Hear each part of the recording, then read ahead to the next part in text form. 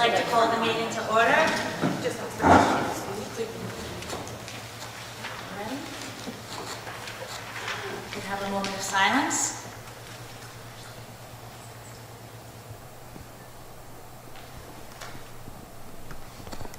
Flag salute.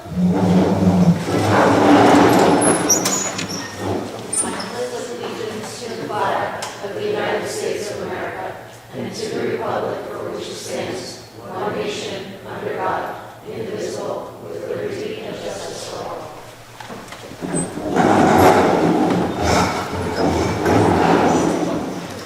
In accordance with the provisions of the Open Public Meetings Act, public notice of this meeting has been sent to board members, all district schools, the Herald News, the Suburban Trends, the Record, the Messenger, West Milford Town Hall, the County Superintendent's Office, the Board Attorney, Cablevision of Warwick and West Milford TV 77, and posted in the Administration Building.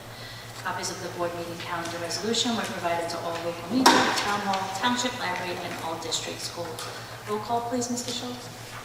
Mr. Sitovich? Here. Mrs. Dwyer? Here. Mrs. Jurgensen? Here. Mr. Lippy?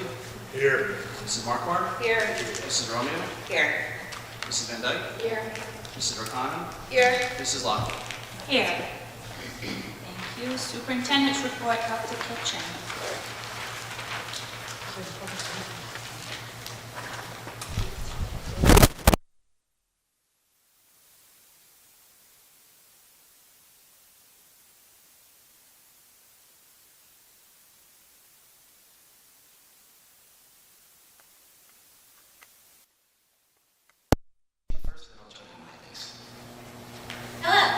Thank you and good evening, Board of Education members and members of the community. We'd like to firstly recognize the athletic department for organizing the paratrooper jump at the first home football game against Dover that the West Milford football team honored over 25 local veterans for Veteran Appreciation Night. That evening, as part of a classroom extension project in cooperation with the Wounded Warrior Project, Mrs. Petrosillo's English and psychology students wrote and presented letters to the veterans that complimented their studies of PTSD and their reading of Unbroken, the true life story of Louis Zambrini, a World War II hero. The Wounded Warrior program extends beyond just a fundraising event to include classroom lessons around honor, courage, integrity, service, commitment, the impact of 9/11, and much more. There were another 60 letters delivered to the Syracuse VA Hospital as part of this program, and there were $400 in funds raised to donate to the cause. They are still collecting money, so if anyone would like to donate, please let Mrs. Petrosillo know. The WMHS PTSO held the first of the senior parking spot painting days on Sunday, October 6th. And there will be another painting day this Sunday, October 20th, from 9 a.m. to 6 p.m. where seniors can make their mark on West Milford High School. Paintbrushes, roller handles, and cover, paint, tape, and chalk will be available. Students just have to bring their own paint. We are excited to announce the fall play. It was Mrs. Peacock in the kitchen with the candlestick. The fall play will be Khalil. Auditions were held October 2nd, and the cast has already been rehearsing. Information will follow soon for ticketing for the shows, which will take place on November 15th and 16th. The senior class trip is being held Thursday, November 14th. It will be attending Nickelodeon Universe at American Dream Mall. Admission slips are due on October 17th. The Highlander Education Foundation recently held their first 5K fundraiser on Sunday, September 22nd. 5K race featured over 100 runners ranging from age 6 to 82 years old. 13-year-old Bryce Leslie of West Milford won the 5K with a time of 20:32:78. His brother, Cameron Leslie, age 10, placed second.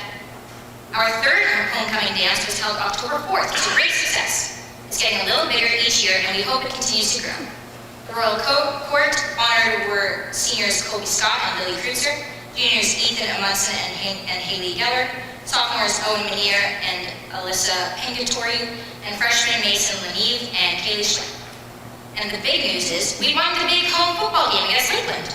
The Student Council also held a successful canned food drive for our local food pantries, because we can do it together. This led into Spirit Week. On Monday we had PJs, Tuesday chalk messages, Wednesday crazy socks, Thursday tie-dye, and Friday uniforms. The annual Spooktacular is on October 26th from 5 to 8 p.m. Wear your best costume and join us for a spooky night. The trunk or treat will be held in the senior parking lot, and haunted hallway will take place in that.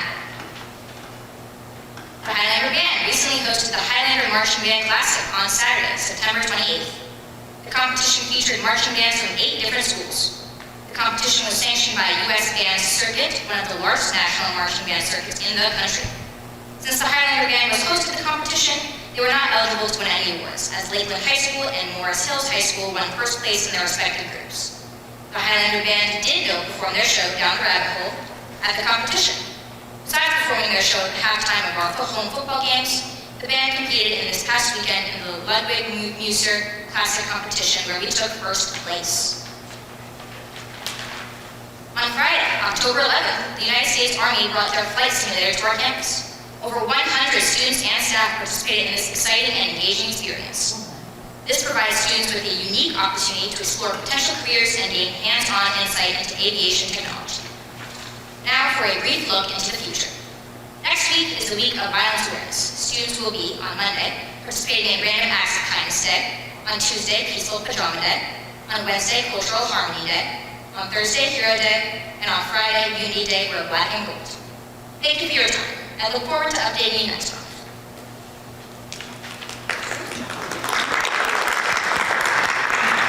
Thank you, that was excellent and very thorough. Thank you very much. Thank you very much. Did you participate in the simulator? I did not get the chance to know. Did you talk to anybody that did? It sounds very... It was very exciting. A lot of people loved it. Oh gosh, I think I would like to try it. Okay, that sounds exciting. Just a couple of things from me. So up next, I want to go through our HIV self-assessment scores. Each year, we are required to complete an HIV self-assessment in NJ homeroom. It happens from each school individually, so the school's anti-bullying specialist and our district HIV coordinator work together to go through the scores for the individual schools. The scores get discussed here, and then I will certify the data with the state before submitting it. Deadline, I believe, is end of the month. So just to go over the individual scores, this is out of a possible 78 total points. Actual school received a score of 74, Maple Road 76, Marshall Hill 75, PK 74, UGL 75, Macoupin 77, and the high school is 73. So again, out of the total possible points of 78, and the more specific scores, score breakdown is in one of our attachments for this evening. Any questions about any of that? Again, that is a self-assessment, so it's just our own reflection on some of the questions that they're asking, and then we'll get more official scores from the state going forward. The other thing I want to give you an update on is our S2 resolution. So last month, this board did pass a resolution regarding the S2 cuts and the impact that it is having. It is something that we are trying to partner with other S2 districts in addressing. So a couple of different things. One, we were discussed in a recent article regarding these S2 cuts, and there were some quotes pulled from our board meeting just to talk about some of the impacts that it had on our district. The other thing is the resolution, as we discussed, was shared with state officials. It was shared with Senator Bucco. It was shared with the governor's office as well. The one thing I did want to mention, because the resolution itself is one that is pretty much identical to all these other S2 districts that we're working together to try to pass this resolution and make some change. There was an error in the resolution that we initially adopted. It just listed the wrong senator's office that it was going to be sent to. Just please be aware that it was appropriately sent to the right officials from our district. Didn't feel like it was necessary to go and amend the resolution itself because the contents of the resolution is the same and was sent to the appropriate locations. So any questions on any of that? I also wanted to mention that we will be doing, as you've seen by now, we did our Highlander Highlights video highlighting a lot of the things that took place over the summer. The plan is for those videos to come out a couple of times a year. One of them was at the start of the year, we'll do another one in the middle of the year, and then one at the end of the year. But in between those times, we're going to have some more specific sort of coffee talk style videos to highlight individual things. We have a whole list of things that we're looking to highlight. But the first of those videos that's going to come out is going to be a discussion that Mr. Novak and I have with our board leadership to discuss some of the impacts of the S2 cuts. So we have that planned out, we've got a script worked out. In fact, we were supposed to record last week, but a couple things got in the way of that taking place. So our hope is to get the recording done this week so we can get that pushed out to the community and make sure that everybody is aware of some of the action that we're taking and the impact that it's having on our school, but also obviously our taxpayers. So. I have a question. Sure. I just am recalling from memory the resolution. So the top percent was wrong, like who we sent it to. And then I just pictured the districts and then the numbers. So what exactly did we send to the state officials? We sent an extract of what was approved at the board meeting of the whole resolution, the numbers for the districts, how it impacts us, and basically everything that was approved on the board resolution is exactly what we sent to the state officials. Okay, so it's not attached with like any separate letter that we haven't seen or anything like that? No, there's a cover letter attached to that we sent. It's pretty boilerplate saying that this was approved at our September board meeting, and please see the attached, and we sent it over. It's the same letter that we sent to all the offices and to the governor's office as well. Okay, and would you be able to share that with us? Sure. Okay, cool. So moving forward, the plan is to have a video, and you're gonna put that online. And then what's the next step after that? Well, we'll see what sort of traction we get, but I think that the most appropriate thing for us to do would be, as we start to get a little closer to budget season, following up with the state and seeing if there's any traction to changes. Over the past couple of years, there have been some action taken on the state level, recognizing the impact that it's been having. There was a global bill that gave some stabilization money for the districts that we were receiving the cuts. This past year, the state presented, I guess, what they would call an opportunity for districts to recover some of those costs by increasing local tax levy, but obviously that doesn't really positively impact our taxpayers. So anyway, so there is some recognition that they're doing harm to districts, and I think that the districts all collectively coming together to discuss the impact that it is having and the problems that it's creating for education in our community is a really great step in the right direction. This is the first time since S2 cuts have been brought down at the state level that all of these districts are working together to take action to try to make sure that we move forward in a more positive direction than we have so far over the past few years. Anyone else? No? That's my report. Thank you, Dr. Kitchen. Mr. Novak, the Director of Education's report. All right, so we are about to present our JSLA results for the 2024 spring assessment. So we are going to have a lengthy presentation. So if you can't see the screen, if you'd like to reorganize while we get situated at the microphone, you can do that now.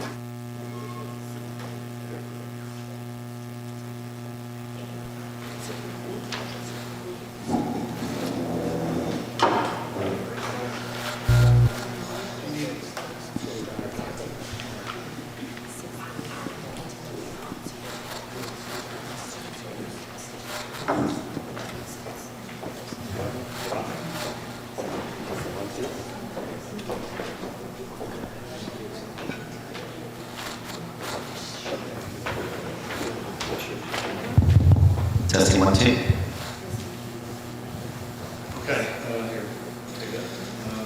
All right, as I mentioned, we're about to present our New Jersey Student Learning Standing Assessment for the 2024 spring assessment. I just want to say thank you in advance for our administrative team who's here. We have, obviously Dr. Matlos and Mrs. Johnson, who are our district testing coordinators, on top of acting principal and supervisor of guidance and language.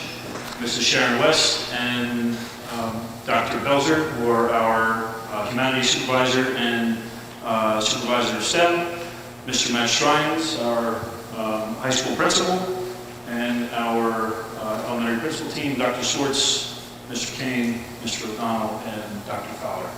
So I just want to say thank you in advance for them being here. Last year we I guess started to change how we present our results in more of a, I guess, a team manner, also highlighting not just talking about the results, but also talking about the action plan and next steps moving forward.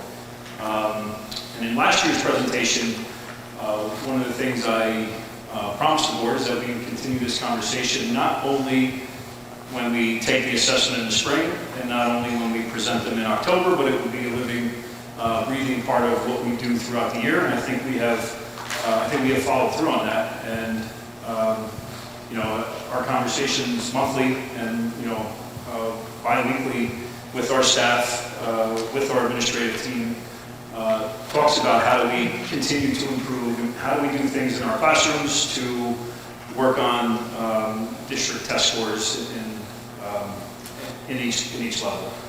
So I'm going to turn it over to our testing coordinators to go through some of the some of the slides. There's a mix within this presentation, so there is a state required series of slides that we've presented over time.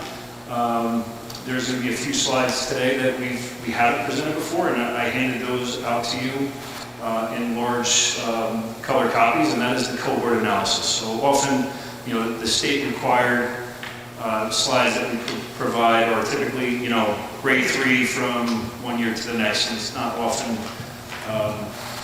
analyzing same student, different year. So those are some of the slides that we added to this presentation. So you're going to see a comparison of same grade, different students, and you're going to see a comparison of same students, different grade. So that tracks not only our achievement at this point in time, but also tracks our growth over time. After the presentation, we're going to take turns as a group, and we're going to present some of the action plan items that we have been talking about and have been working on. You're going to hear a redundant tone for a lot of the things that I talk about monthly, but just so you can see how it plays into what we're looking to accomplish with our district results. So I'll stop talking. Back to Miles. Good evening, everyone. Thank you so much for being here. For the thousands watching, thank you.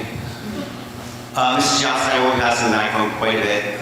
The grades I'll be focusing on, of course, are grades 3 through 8. Of course, Mrs. Johnson will be focusing on high school. And eventually, later in the presentation, you'll be hearing from Mrs. West for English and Language Arts, as well as, of course, Dr. Kessler, who will be focusing on mathematics.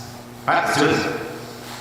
So, brief history lesson, of course, history very important, so let's talk about it. In 2015, as you are all aware, PARC was, of course, established, the Partnership for Assessment of Readiness for College and Careers, to replace the one-day exam, or few-day exam, I should say, the HSPA. In 2019, that was replaced by the New Jersey Student Learning Assessment, and reconfiguring the actual PARC assessment. And then keep in mind, in 2020, and of course 2021, there was no assessment at all, of course, that came out at least that spring, but eventually the state of New Jersey did create the Start Strong assessment that was, of course, conducted in both, actually, the fall of 2021 and eventually in 2022. Again, we're still very proud to be one of the few schools to actually give out the Start Strong assessment. It was optional. We still did it, obviously, in 2021. All right, getting into the game there. In May of 2024, these are the grades that, of course, took the NJSLA. Grades 3 to 9 in elementary, of course, for math. Grades 3 to 8, and then from, of course, grade 8, keep in mind, it does branch off. Algebra 1, Geometry, and Algebra 2. So you have a mixture, right, of middle school students as well as high school students who take those assessments as well. All right, of course, in science, grades 5, 8, and 11. All right, just going over the parameters of the actual performance levels as well, in case you weren't familiar.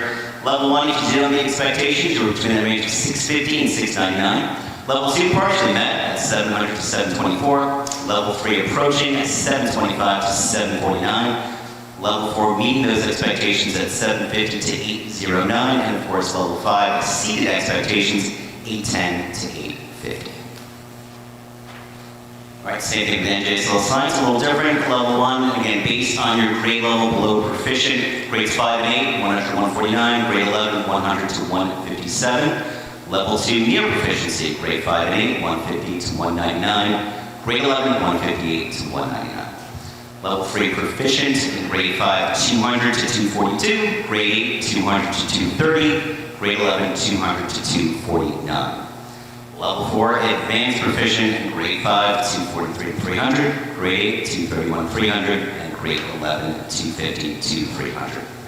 And one actually, to just really focus on science just for a little bit, and we always talk ELA and math, but for science, we actually did do something different this year. And that was, we started with the science assessment in elementary as well as the middle school. So that was actually our first one we did that last week of April in 2024.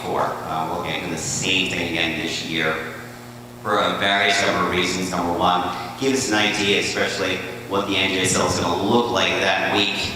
Just in terms of actually producing it to our students, but at the same time too, we always felt that science went last. Let's give them a break. Let's go first. Let's see how our students do it the right way versus obviously math and ELA right away. All right, we got a lot of numbers. So with the 23-24 NJSLA, so in terms of what you're going to see tonight is a comparison obviously with last year's data. All right, again, focus on grades 3 to 8 on this slide. This will be the administration for English and language arts based on those percentages. And again, keep in mind, of course, that slide we just had up with the level 1, level 2, 3, and 4, and of course 5. So really our focus here as well, especially as administrative team, is you're looking at meeting and exceeding expectations as well, which of course will be a combination of 4 and 5. We love level 3 as well, especially those students that are getting closer and closer to meeting those expectations. All right, so here we go. If you look at the actual numbers, what we do love to see, especially in level 1, that 23 to 24 category is when those numbers are going down. And in that cohort too, that I know Mr. Novak provided, of course, earlier, that too also shows when those students, for example, are in grade 3 and they're jumping to grade 4 and jumping to grade 5, those cohorts, elementary or middle, you know, how are they doing between these levels, obviously between 1 and 5, all right? So for example, with level 1, grade 3, that 13.5 to an 8.6, right? You do have that drop there, as well as, of course, in level 2, the 12.0 to 8.6. That takes you to, of course, the last category. This actually has later. Hold on, let's see. Changes in level 1 and 2 right here, so you have a minus 8.3, all right, for grade 3. All right, then changes, of course, in 4 to 5, so this becomes very exciting for us as well, because it's a plus 15.8, and again, 4 and 5 meeting or exceeding those expectations in ELA for grade 3. So that's pretty much, I mean, how this is going to read tonight. Grade 4, same thing, you do have a tiny bump from 9.0 to 10.1, but then that drop from 14 to 9 altogether, and minus 3.9. And that changed, of course, level 1 and 2 from 2023 to 24. But you have, again, a nice, decent bump here at a plus 8.4, right? Levels 4 and 5 meeting or exceeding expectations for grade 4. All right, and of course, then you jump into grade 5, right? 7.5 to, of course, dropping with 6.2, 10.1, increasing to 11.1. And then in the level 4 and 5, sorry, minus as a 0.3, not a significant decrease. And then you have a 54.3 to a 47.1, 5.5 to a 6.7, altogether a minus 6 in the change in grade 5. All right, then after they leave elementary school and enter Mackin middle school, you're now getting into grades 6, 7, and 8. Level 1, 11.9, dropping to a 7.0, 13.6, increased to a 14.9, 37.9 level 4 to a 41.3, level 5, 5.1 to a 4.5, altogether, once again, minus 3.6, and change to, again, an increase of plus 2.8. All right, grade 7 and 8, again, going through the entire columns again, I'll save you from the torture, plus 1.4, change from 1.2, again, another positive, plus 7.6. All right, so we're seeing that growth again, especially from, again, again, the code years of 2020, 2021, and just like not provided. Of course, we'll talk about really a big reason why a lot of these increases have been happening, especially in ELA, as we get towards the end of the presentation. So when you're talking about the cohorts, so the 2023 third graders are now 2024 fourth graders, right? So it goes 13.5 to 10.1. Yeah. Okay. I just want to make sure I was reading correctly. Absolutely, great question. So for grade 9 ELA, we're seeing consistency. There's only a 0.1% increase in those students who have not yet met or are partially meeting expectations. And on level 4 and 5, which is meeting or exceeding expectations, there was no change. There's a slight shift on level 4 and level 5, but in the end, the number is exactly the same, 50.2%. All right, mathematics, again, same exact process here with grades 3 to 8, but then again, keep in mind, with grade 8, you are also looking at geometry students that are included in that mix, as well as algebra 1. So it's important to note that for grade 8, although you're seeing numbers, for example, in that first category, the 31.6 obviously dropping to a 27.2. The only issue with grade 8 is it doesn't mean every single grade 8 student, right? Because again, you had students that broke out to take a geometry exam, you had students who broke out to take an algebra assessment as well.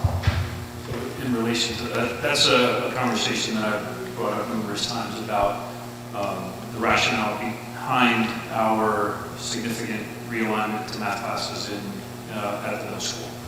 So we'll talk more about that. Actually, some of the large slides that I handed out to you gives you a little bit more of a breakdown where you can see how the particular students throughout the math course sequence in the past, how they performed. And you can see that our students who are taking the 8th grade assessment are a very small number. You know, the students who are in 8th grade taking the 8th grade assessment with 8th grade standards is a smaller number than we believe it should be, and that is why we changed the course structure the way we have for this year's middle school math process. And we'll talk more about that towards the end. Thank you, Mr. Novak. All right, so again, also very exciting look in terms of our mathematics percentages from 23 to 24. Looking at grade 3, and I'll just run through a few of these. 6.3 for level 1, 3.4 in 2024, 15.6 to 7.2 for level 2. Altogether, it's a minus 11.3. And then looking at, of course, level 4, 44.3, increasing to a 50. The 9.4 increasing to, of course, a 13 in 2024. Altogether, a 9.3 increase. So again, grade 3 really rocking it for his ELA and mathematics, again, district-wide. Shout out to our entire staff for grade 3, as well as grade 4, 5, 6, 7. It's all here.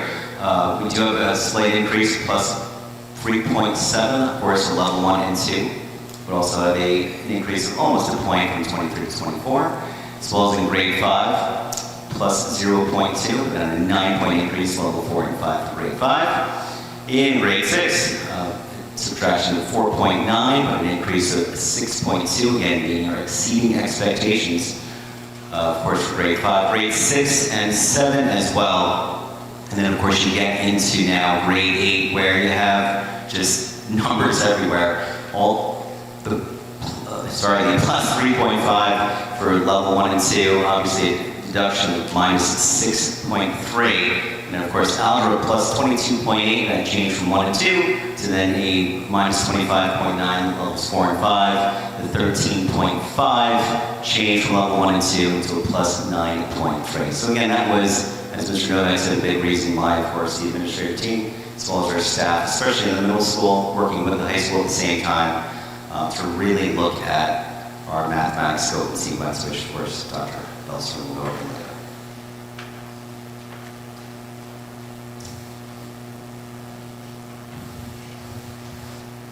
And so on the high school level, our Algebra 1 students, as you can see, there was a slight decrease in those demonstrating no or partial proficiency, and there was a positive 2.5% increase in those demonstrating or exceeding proficiency expectations. In geometry, there is a slight increase, 3% increase in those not meeting expectations or partially meeting those expectations.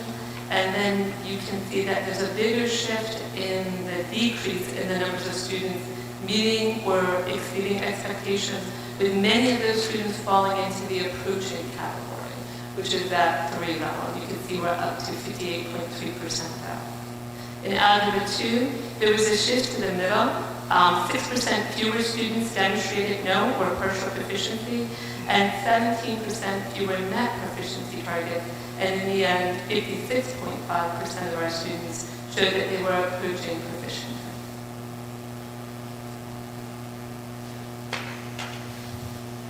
Science, here we go, grades 5, 8, and 11. Again, level 1, of course, to a level 4. So changing level 1 and 2, of course, from 2023 to 24 for grade 5, minus 4.7. And changing, of course, to level 3 and 4 for the same years, plus 4.7. So we actually are seeing an increase, which is very exciting for grade 5. Consistently now 2 straight years where they have actually been at approximately 5 points above the state average. Congratulations, of course, to grade 5. Grade 8, all right, minus 0.4, and that changed level 1 and 2. And of course, the change in levels 3 and 4, it's the same exact number at 0.4 negative. And grade 11, a plus 1.9, and they changed from levels 1 and 2 to a minus 4.0, and a change in level 3 and 4. In terms of the number of students tested, right, obviously, the numbers here reflecting of 23, 24, and again, the differences, of course, between both years. Grade 3, 192 to 209. And you'll see how the numbers obviously do shift and adjust after each year. If you were taking, obviously, the grade 3 and then plugging them into grade 4, keep in mind students are moving into the district. They're also moving out of the district. There are several reasons if students that are not tested. Could have been medical reasons. They could have refused to take the test as well. So there are multiple factors of why those numbers would not be consistent. But at least you have some numbers in front of you, just in terms of, again, 192, for example, in grade 3, and then, of course, in 2024, that was at 209, jumping all the way, of course, to grade 9 at 251, and again, 235 in 2024. Again, so just quantity of students tested.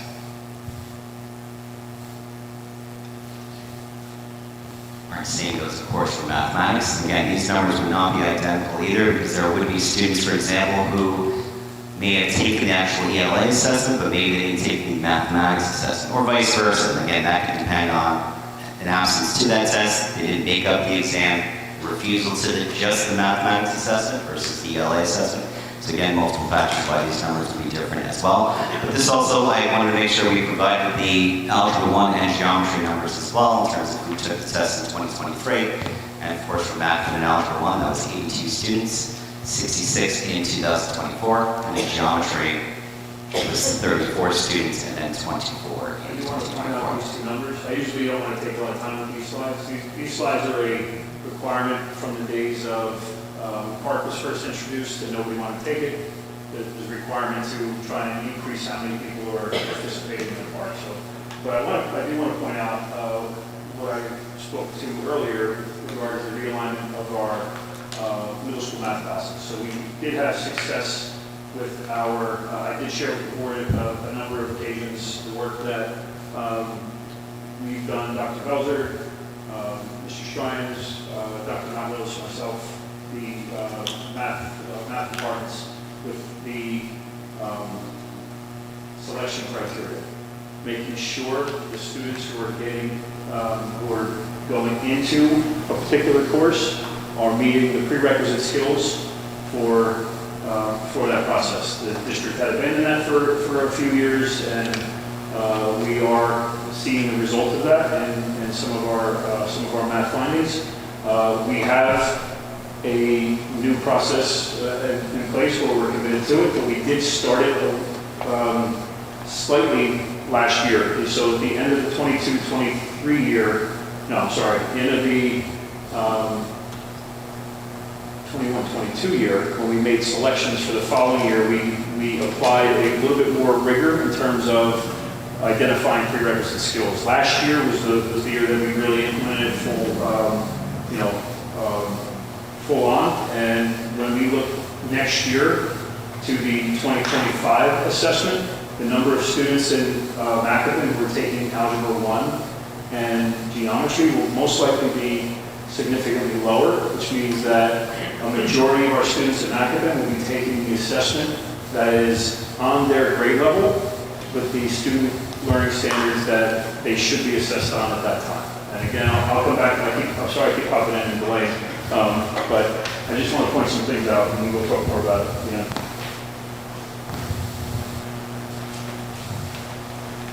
And so in high school, grade 9, Algebra 1, just turn my papers around. So you can see that we had fewer students in Algebra 1, we had fewer students in geometry. That was that shift coming out of the Algebra 1 in Macapin, so that we had fewer students starting in geometry in the high school. And we had fewer students, 2 extra students taking Algebra 2 in 9th grade. So that number went up only slightly. Next year that number will go down.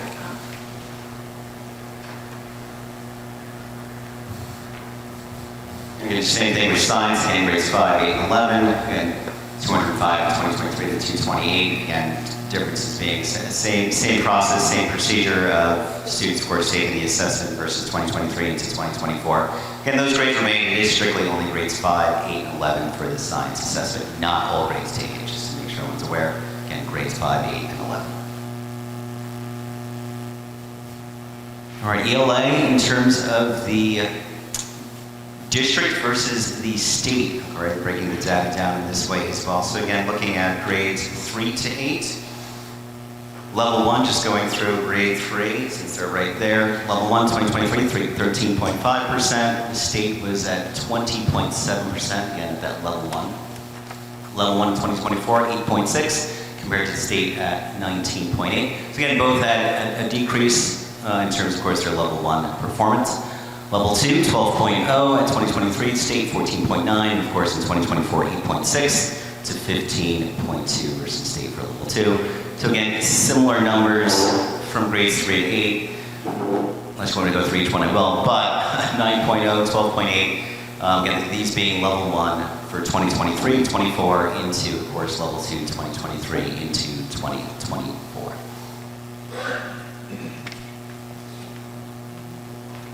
In grade 9, for the ELA students, while we lost some ground on level 1 as compared to the state scores and the state averages, we did see a stronger decrease in students scoring in the partially proficient range, level 2.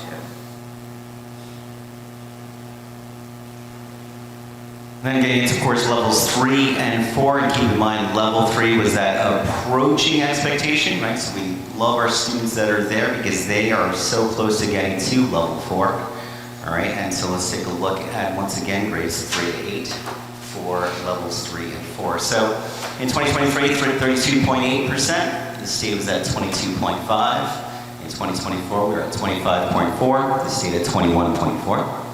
The level 4 in 2023, 38.5, the state at 36.7, and then eventually at level 4 at 53.6 compared to the state at 37.2. Once again, grade 3 in ELA. And again, you'll see, just comparing again that 4 spot, right, of meeting those expectations, right, 46.6 to a 34.6, 47.1, 40.4, 41.3, 37.4. Right, 29.3, 31.5, 35.7, 35.2.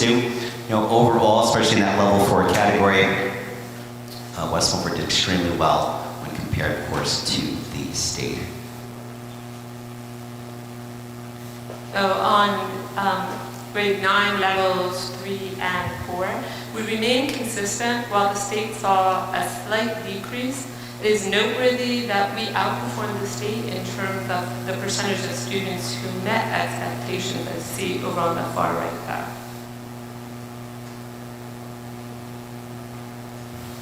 And get to level 5, again, level 5 exceeding expectations, right above that 4 category.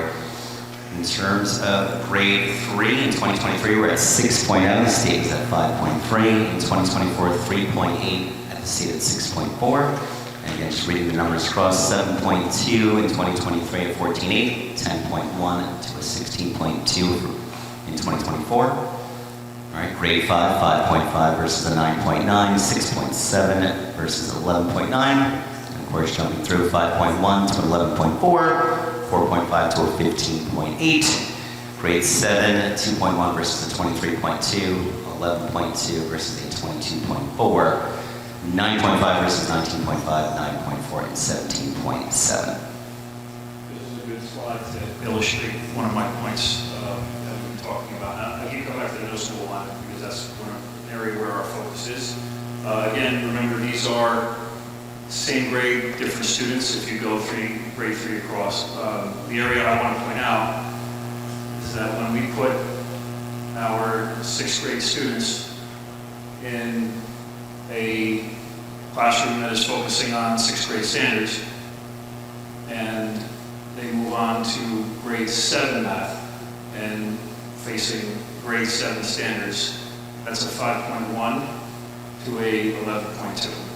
When we have our grade 7 students who are in 7th grade math going to grade 8 math, 9.4.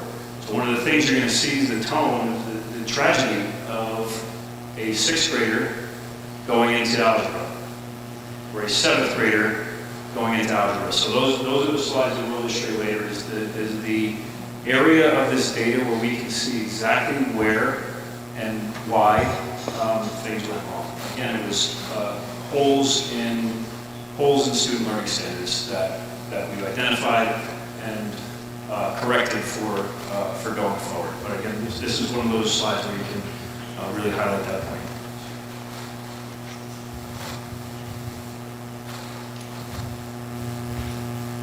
So as you look at the scores for ELA, you can see that we remained very consistent. We went up 0.4 for the students who scored in that upper, that high range of exceeding expectations. The state saw a surprising 7% jump, but at least our consistency means we didn't fall upwards. And we mentioned this, of course, before, like grade 8 data, that some students in grade 8 participated in the Algebra 1 assessment, in place of the 8th grade math assessment. Thus, math 8 outcomes are not representative of grade 8 performances as a whole. Algebra 1, 2, and geometry data, students in grades 11 and 12 were not included. In terms of those math, so of course we're just at ELA now, mathematics, levels 1 and 2, same story in terms of the district, of course, versus the state. And just jumping through, again, just a few of these, looking at grade 3, 6.3, in 2023 versus the state at 12.5. And then, of course, the level 1 in 2024 was a 3.4 versus an 11.8. Level 2, 15.6 versus a 16.7, a 7.2 versus a 16.0. All right, then jumping into the middle school at grade 6, 6.9 versus a 14.2, 5 versus a 14.2 in 2024, that's a level 1, 25.4 versus a 23.2, 22.4 versus a 23.5, again, level 2, 2024. And then you see, of course, the breakout from grade 8 in terms of mathematics, then jumping into algebra and geometry, where you have the same scenario, again, of the level 1, 2023, and so, of course, that level 1 is 2024, jumping into level 2 in 2023, and again, imagine level 2, 2024. In Algebra 1 on the high school level, while we had a larger percentage of our students who did not demonstrate proficiency, the state did as well. Our decrease in the number of partially proficient scores mirrors the state's decrease. In geometry, we reduced our non-proficient test takers to 0. And while the state saw an increase in that percentage, so that was a good, strong marker for us. Our partially proficient numbers increased by nearly 5%, while the state remained at about the same level that they did the previous year. And now number 2, we had no students demonstrate a lack of proficiency, though the state tallied 16.4%. We had 6% fewer show partial proficiency, while the state saw only about a 3% drop in that category. All right, then of course you get to level 3, approaching expectations, level 4, meeting expectations. Again, I'll just go through a few of these for time purposes, but again, grade 3, sticking with them, 24.5 for level 3 versus the state at 24.8. In 2024, 26.4 versus a 24.6. In level 4, 44.3 versus a 34.0. And for level 4, 50% versus a 34.6 against the state. So again, grade 3 really jumping ahead amongst the pack. Grades 4, we're seeing a similar story, especially in the level 4, the 48.1 versus the state at 32.7, 44.2 versus 31.0. Grade 6, 30.8 versus the 29.0. Grade 7, 17.5 versus the 31. Grade 8, 8.9 versus the 17.9. And eventually, like I said, grade 8 branching out into algebra and geometry, 22.9 versus 35.6, 30.6, 41.4.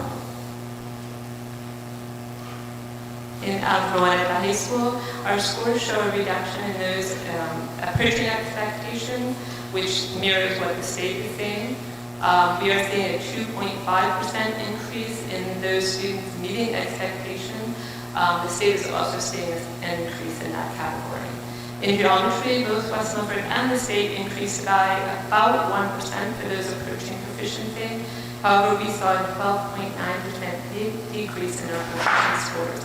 The state's decrease was, the state increased by 3%.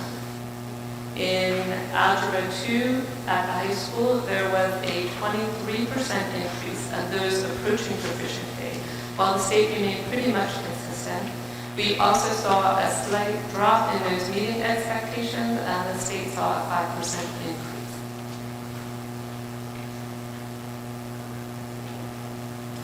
And in comparison, West Milford Spring 2023-24 NJSLA, again, level 5, that would be exceeding expectations. All right, again, let's look at grade 3 in 2023, 9.4. The state was at 11.9. Again, level 5, 13, and we were tied at 13 with the state average, level 5.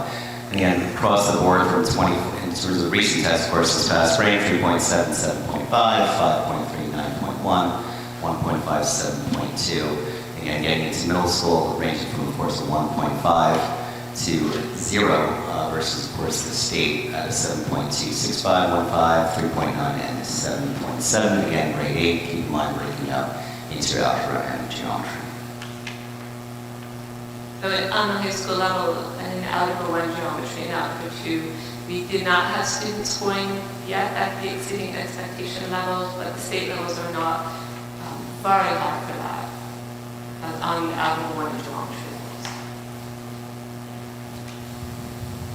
Yeah, a bit of an analysis point. Our students who typically would be populating our level 5 area took algebra in 7th grade and took geometry in 8th grade. So we anticipate a significant rise in our students' ability to reach level 5s in all 3 of these areas with the realignment that we have in place. The number of students that you have now taking geometry and algebra and algebra 2 decreasing, these percentages really swing depending on 1 or 2 or 3 students. Am I reading that right? Yeah. You get 1 student, that's 8% of your class. So with the realignment this year, there's a much higher number of students taking algebra 1 as freshmen than we've had probably in the last 5 years.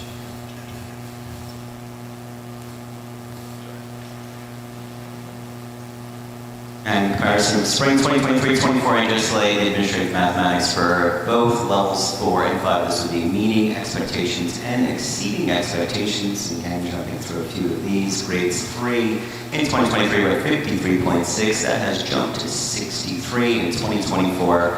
The the state at 47.5. Once again, just pointing out grade 3's success. Grade 4 as well, 51.9 versus a 44.9. Grade 5, 49.6 versus a 40.2. Grade 6, 32.3 versus a 36.2. Grade 7, 18 versus a 37.5. Again, grade 8 branching out into other areas, 8.9, 30.3, 41.7 versus the 19.5, 39.7, 49.1. In sixth grade, just to remind you, the students who were identified in the elementary schools as being advanced or maybe looking for enrichment, they weren't placed in grade 6 math. They would have been placed in pre-algebra. Those are the things that happened in the past. So we had sixth graders who were in pre-algebra courses taking the Algebra 1 assessment.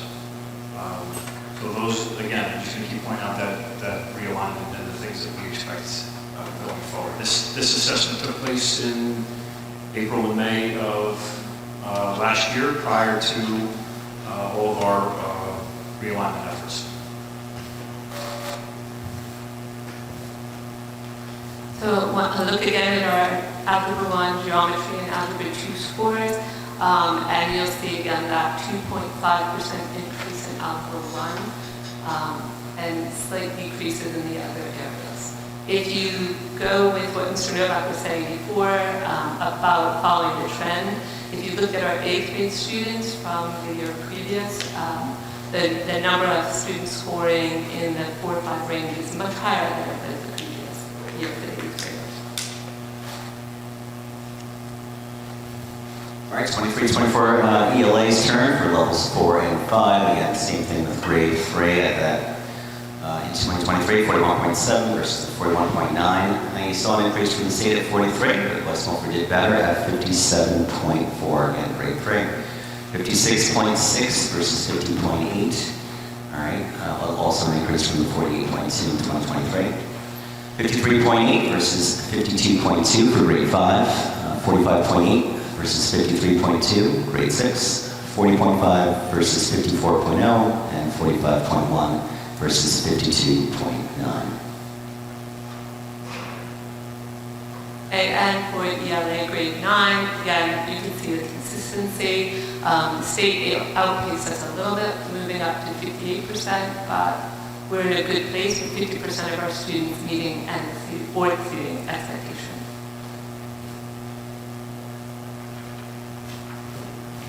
That's a little blurry. But the cohort analysis. But you have a copy of that, doesn't it? A whole lot better on your page, but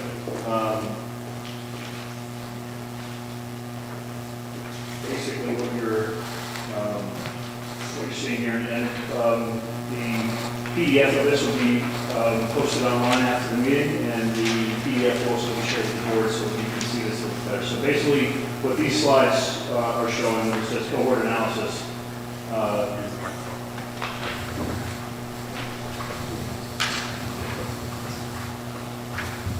The cohort analysis is the review of same students, different grade, and it goes in batches of 2. So I'm just going to point out what you can't read. The first column is a bar here. This is grade 3 into grade 4, grade 4 into grade 5, etc. So it goes across, and in each area they have an area called cohort. Now, cohort is the same students, different grades, so that will be this bar here, and what they did the following year. The next the next 2 are called non-cohort. Those numbers are not indicative of anything really valuable when we're looking at data, because those are students who are either new to the district, new to a grade level, those types of things. So we look over here, like, well, this is what happened here, this was great, well, no, this was a kid who moved there probably. That is a, like I said, non-cohort. I'm going to go to the next slide, that's a little bit easier to look at. This points out our, the middle school alignment and what we're talking about. So this is grade 6 into grade 7. Oh, no, this is grade 5 into grade 6. This is grade 6 into 7. And this is where we identify some shifts. So this is grade 6 into algebra. So I'm going to compare this grade 6 into grade 7. These are our students who were grade 6 math, and then went on to grade 7 math. This is how they performed. They came in at a percentage of about, I think about 25% proficient. Our 6th grade students who qualified to go into either pre-algebra or algebra as 7th graders, they came in at about, was that 83% proficient. So that was our group of students that we identified as being able to be accelerated in previous years. And this is how they performed when they went from a assessment that was a grade 6 assessment to an algebra assessment. So their proficiency got cut in half. You can see similar process where they went from a grade 7 standards or from an algebra standards to a geometry standards, that they dropped off significantly. So when we took a student without the appropriate prerequisite data and accelerated them into a pre-algebra, an algebra, or a geometry, they missed gaps. They missed, access to certain standards. So those are things that we realign. Right now, in the middle school, we have students who are taking grade 6 math, 7 math, 8 math, access to grade level standards. Students who are taking 7th grade honors are getting exposure to grade 7 standards and some 8th grade standards, so that when we assess at the end of that year, they'll have a very thorough assessment for prerequisite skills to see if they're able to participate in our 8th grade algebra 1 honors. We're going to be a little bit more like a district that does not have as many students in an algebra 1 while we correct the process. So we should, just coming back to our percent proficiency, we had a group of students who could do this, and that was the students who are coming in from our elementary schools into the 6th grade, and then they went into the accelerated track, and then they ended up, although some students performed well in their coursework and their studies and passing the local assessments, the comparison to the state standards, which is what NJSLA does, follow off. And that's the feedback we've been hearing from our, not just our middle school staff, from our high school staff. So we have a student who's going into Algebra 2 as a freshman, that our Algebra 2 teachers are committing themselves to working on some Algebra 1 skills to make sure that they're ready to go.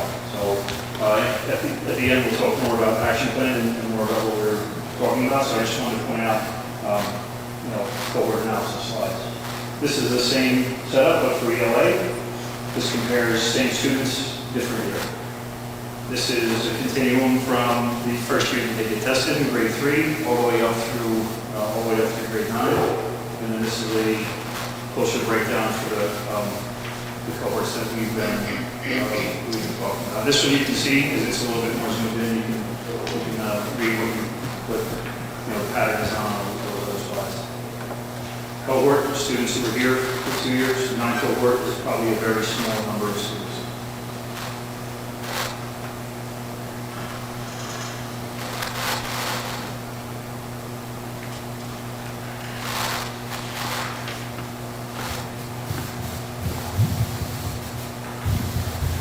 Right, of course, the other thing, don't worry, there's only about 70 more slides to go. I'm joking. The other really exciting part of breaking out the data, especially when looking at testing, is that it's not every child's the same. We of course all know that. So in terms of breaking out, especially ELA, all grades, again, English language learners to free and reduced lunch, section 504, special education, general education, and of course all. So that is also broken up. And here, of course, in your packets, you have it from 2017 all the way to, of course, 2023 and 24, our most recent NJSLA assessment. So again, meeting and exceeding, that is also broken down per year as well for you. So for example, just taking a look at free and reduced lunch, for example, in 2017, obviously 40%, again, pre-COVID, keep that in mind, 2018-19, jumping up to 56%, and then of course we fell off like every other district, 34, now at 36, at least we're seeing a slight increase. So we're seeing that kind of across the board with that increase, especially after 2020-21 with our different groups. Of course, another breakdown, achievement level distribution, ELA for all ELA grades, and again, same thing for ELL, English language learners, free and reduced lunch, section 504, special education, and of course, general education. And again, the breakdown, if you're unable to see really the colors, the not meeting, partially approaching, meeting, and exceeding, all right, again, broken out from last year's to, of course, the previous year of 2022-23. All right, so just again, just an example for us to go through, let's say section 504, being right in the middle here, the number of students, 121 to 113, of course, last year. Again, those numbers will change as well. Students can exit from a 504 plan if they, again, if a parent, of course, district chooses to go that direction, or of course, gain additional students for a 504 based on accommodations needed for that student. So again, exceeding at a 2%, jumping up to a 5, 37 to 35%, 38, 37, 18, 15%. And also the same thing, proficiency by the program for meeting and exceeding math. Again, all grades, same exact kind of process here with free reduced, section 504, English language learners, special education, general education, and of course, all. The numbers, of course, from, once again, 2016-17 school year, all the way, of course, to 2022-23. Again, you see that rapid, really just change in all the overall percentages, especially after 2018-19, as we increased our scores significantly, right, 40, 46, all at 46% for these groups. And then, of course, after the COVID pandemic, 32%, the drop, and again, making at least some kind of a gain at 33% the year after that. And one more, we have, of course, math as well for meeting and exceeding, ELL, free and reduced, section 504, special education, and gen ed. Again, all together, 2061 and 2017. We had 1,528 in 23-24. And again, with these numbers here, looking at the data, again, just showing kind of that middle 21-22, where you had, again, the jump from 24 to 36, and then you saw that decrease. Again, 25 to 32, 12 to 19, 43 to 51. But again, that decrease after 2020 that all districts, of course, had. And one more time in bar graph form. Math, all grades, proficiency by program. Same here in terms of not meeting all the way, of course, to the exceeding expectations. Again, from 22 to 23 into that 23-24, last year's assessment with the different numbers. And again, we can look at section 504 in the middle with 2% versus 3%, exceeding 28%, 30%, 39 to 34, 27 to 25. Okay, here comes the fun part finally, right? So we talk about our notable achievements, and absolutely, I purposely talked about grade 3 throughout the evening. I kept talking about grade 3, because honestly, throughout the district, we saw that just that significant increase. And again, you saw it, right, with just elementary math, right, 53.6 in 2023 to 45.9. And then you look at 2024, 63%, which is just amazing, especially after 2020. 47.5 versus the state. So those achievements, definitely want to applaud, obviously, all of our teachers, of course, but it's just really cool seeing these numbers here. That 52.7 versus 44, and then that, of course, still staying really consistent at 51.9 to 44.9. grade 5, 40.5 versus 40 in 2023. And then, of course, a year later, 49.6, again, versus the state at 40.2. We saw great things in ELA as well, all right? In grade 3, 57.4 versus 43.6, 56.6 versus 50.8, and grade 5, 53.8 versus 52.3. So again, ELA and mathematics, just notable achievements there for our elementary students and staff. All right, middle school. So let's talk middle school, 2023. So we had quite a bit going on, and I know throughout this evening we kept talking about just change, especially after last year, and really just changing my hat from testing coordinator to principal. So I was able to see, obviously, our current grades in action, grades 6, 7, and 8, and that current practice of, again, those grade 6 students, even at that age, they were taking those pre-algebra courses and really, taking on that challenge, and I applaud them for it, as well as, of course, grades 7 and 8. So you really had students taking a variety of courses, but in terms of the numbers that we were seeing, I mean, was it a significant growth by having, of course, these different courses in play? And that's really what, Mr. Novak, myself, Dr. Belsler, we got together, we talked about, and of course we'll talk about that in a little bit, but let's at least go over some of the great things in MACAPN.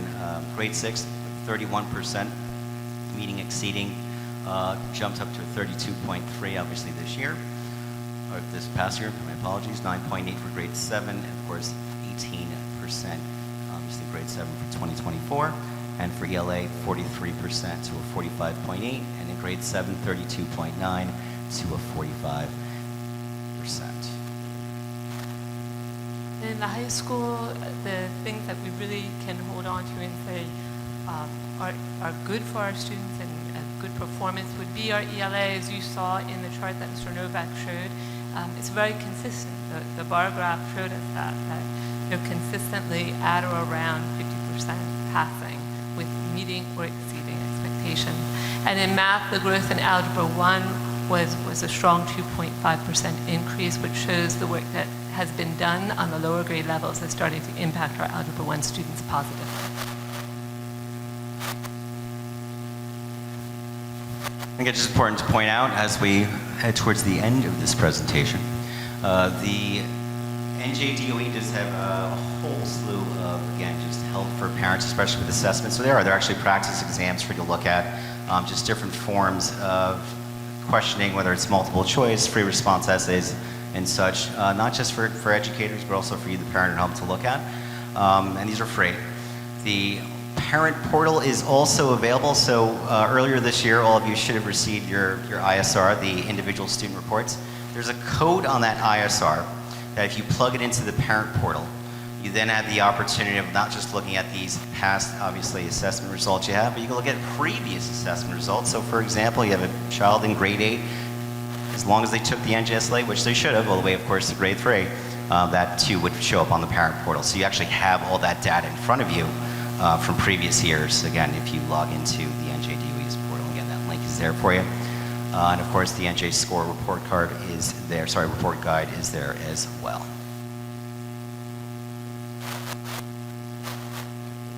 Elementary K-5.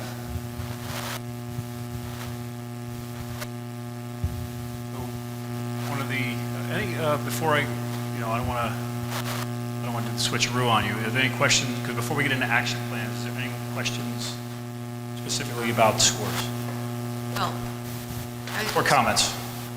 I have no comments. I just have a question. All right. Is there any data available that compares our kids with districts that are like ours? We are waiting for that data. That's a report that comes to us from Linkit. They call it a neighborhood. Yeah. They call it a neighborhood comparison. It compares you to what the old district factor groups were. Right. Because of the recent release of data and districts, having October is the deadline for all districts to report their scores publicly. Once all these scores are reported publicly, Linkit will complete that report for us, and then I hope we'll have that available for you at a committee, and if you want to do it at a full meeting. I'd like to see how we compare to, and I think the whole board would like to see how we compare to other districts. super Right, that's, competitive, yeah, right? that report comes to us from Lincoln, so we can make that comparison. Thank you. I want to jump the gun on you. Are we going to talk about looking forward to the future where the change of alignment, the 6th, 7th, 8th grade students, where that's going to put them 10th, 11th, 12th grade? Is it going to hamper anyone from taking those higher math courses that they might want to take? So basically, are we doing this for test scores, or are we doing this because it's giving them a better foundation? I believe we've been joking lately. I think the answer to that is yes, because you've asked a couple different things there, and it's all. I think all the answer to that is yes. So we want to better equip our students for being able to reach that next level.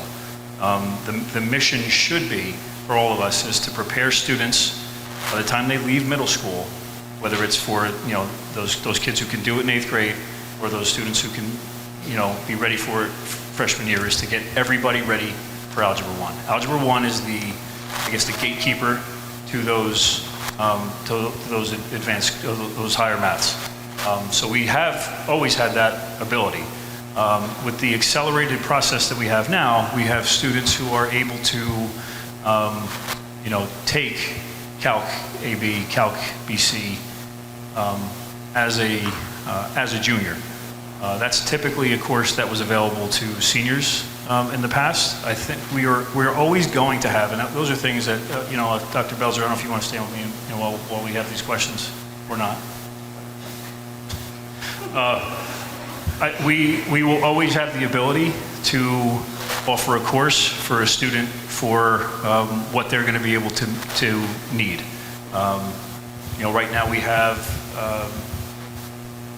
students in our senior year who have come through this accelerated process, and the data showed us is that too many kids were entered into the accelerated process.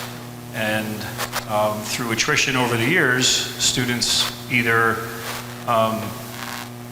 didn't remain in that track, or repeated a course the following year, or went to see their counselor in, October to look to, change out of that course. So again, the answer is yes. We have looked at where it leads us. We know exactly where these processes lead us because we've been looking at it so carefully these last few years to see where our students will end up. But the ultimate goal, not just for test scores, is to make sure that they're getting access to the New Jersey Student Learning Standards on that grade level. And if we're doing that well, the rest should take care of itself. The test scores should rise, and the students should be able to conquer that next level of mathematics, whether it's our higher levels like a Calc C or multivariable calculus or Calc AB. Pre-Calc Trig as a sophomore or junior. Those options are going to be available to all of our students who meet the qualifications for it. And to me, I think that's the biggest thing I'd like to, point out is that our assessment process for who can get into those programs is going to be very rigorous. It's going to be very clear. It's also going to be transparent to families. So. As we go forward, we would love for our 5th grade families to know that this is the process going forward. And if you want to reach for those higher levels of math, these are the things that you need to do to get there.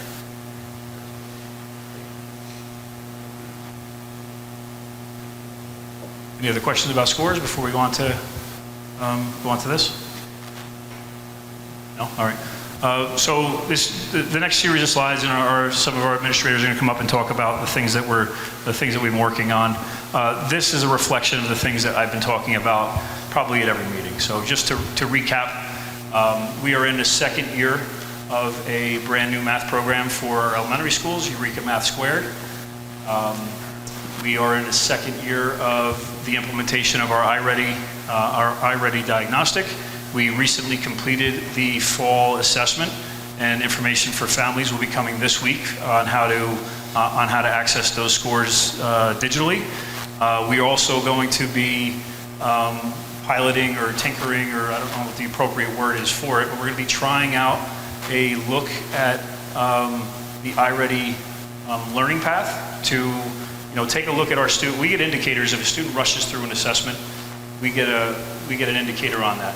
They flag them in the system, so we can either have the student retake the assessment to make sure that they're working to their fullest potential, or we also have the ability to adjust their MyPath if their assessment put them significantly below grade level. So those are things that we did not do with iReady last year.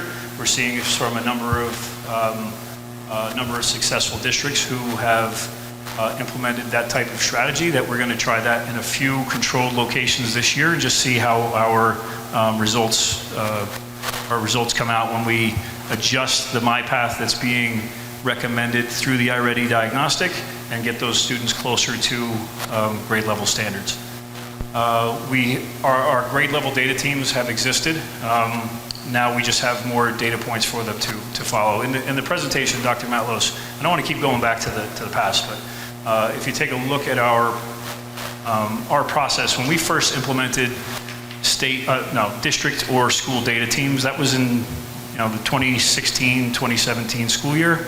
We had significant growth from those years until 2019, where the test went away for a year. That 21 year, we probably just blamed COVID. We can't do that anymore. So now we're looking closely at our data to see why some of those patterns that we had done so well with prior didn't continue. As we're getting back into a full testing model. In our ELA, so similar, like I just described for math, we're implementing a new program. In math for year 2, we're now in year 1 of implementing a program called Wonders. I've talked about it in here, often about our K-5, our new program, and our expectations for success that come out of that. Again, iReady is something that is for both math and ELA. Our data teams exist in each building. Some of the things that aren't on these slides are the fun. Like I was asked to not sugarcoat tonight, so I definitely haven't. But there are some positive takeaways from everything we did last year. And I've walked through the buildings, and our principals share those sources of celebration that they have. So although a 5th grade whole district result shows you only slightly higher than slightly higher in the state than in ELA or math or whatever, we do have those classrooms where those scores were significantly higher, or the celebration of a student who was a level 1 the previous year and is now a level 3. That doesn't show up in our proficiency for the grade level. So that's how and of course we're looking towards meeting that proficiency level, but you don't get there overnight. You don't raise a student from a level 1 to a level 4 overnight without support. So those are the things that our staff and our teachers and our administrators are celebrating on a personal level in the classroom. I've heard the cheers in the hallway. I've seen the emails from staff that come in and just say, they love the new programs and they see that we're all kind of working towards the same goal. So there's a lot of positive energy around this. So I don't want it to just all appear bleak. We've got so many things going in the right direction that I don't want to not mention that. Next slide.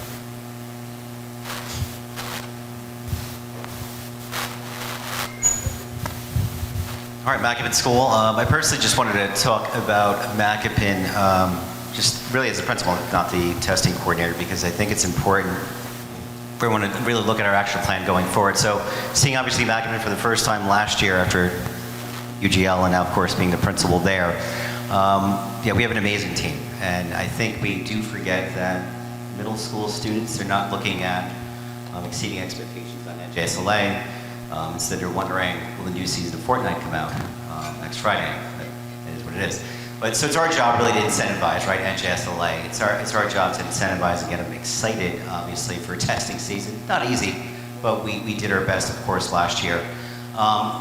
vertical articulation meetings, obviously going forward, of actually having our 6th grade teachers meeting with our 7th grade teachers, our 7th grade teachers meeting with our 8th grade teachers. So we have that constant flow, right? That flow of information of what content standards am I hitting in grade 6, to then look at, are these students prepared for grade 7, and how would I know that? Because that conversation I'm having with the grade 7 teacher, I now know the objectives in that grade level to get those, of course, grade 6 students ready for it. Data analysis, of course, team meetings. This is where I do share my secret. What exactly is a cluster, and how come I'm not in the green color? All right. The colors in the cluster, just throwing this out there, the whole purpose of it actually is we have teachers per team, per color. We meet as a color team to then go over, data, benchmarking, all of it. And then from there, it can become, for example, an IRS meeting, right, looking at intervention strategies to help out, obviously, our students. Does that student need a 504? Is that something we should talk about, obviously, going forward with, of course, our guidance counselors as well as the parents? So again, that being crucial with those meetings. Interdisciplinary writing, something, of course, that we feel is extremely important because it's not just the task of the ELA department. It's also the history department. It's the science department, right? All 3 content areas can do it, and we are doing it. So that writing piece, obviously, whether it's a document-based question within our history department, so again, working on that writing piece within the lab assignment, of course, with science. Scope and sequence with math, I'm not going to do it to Dr. Belser. He's waiting for that big moment to talk about it, so I'm going to hold off on that. But I do want to talk about, yes, we do have the pre-advanced placement program, and I am proud to say Mackin School is the first school in the state of New Jersey to have pre-AP. All right, we are the first to have pre-AP history that started in 2016. We've expanded that, of course, to pre-algebra.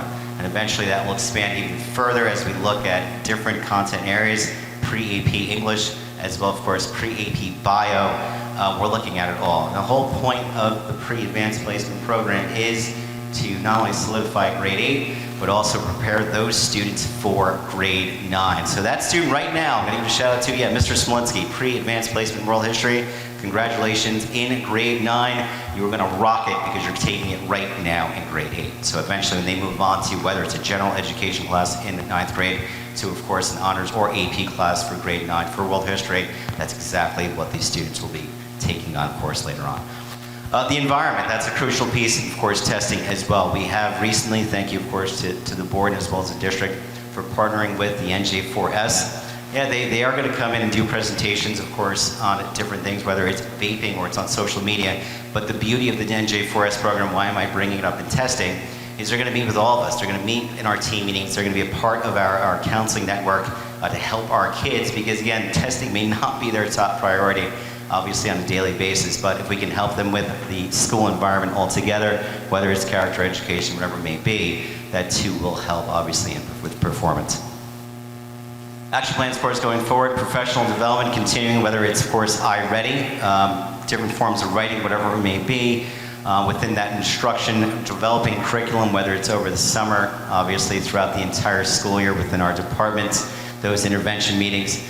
But really what I want to talk about, the last thing, is testing a culture, all right? And that's a crucial part as well, because although Mackin School may have only had 6 refusals, right, last year, which again, I'm going to remind, the audience that a refusal is a 0. That becomes a 0% for your school when someone doesn't take the test. That will decrease test scores overall. Students that are absent on the day of test and also absent on the days of makeup, unfortunately, those scores will not count as well. That's why you saw different numbers. What did we have to, so how do you incentivize really a middle school student to take tests? And the answer to that is recess. So we tried that last year, I kid you not.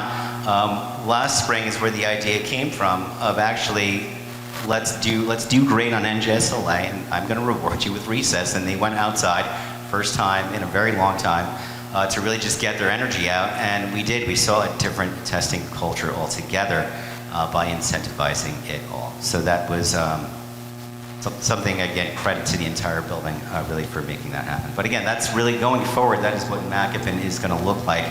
So again, I'm looking forward to especially that scope and sequence part later for mathematics.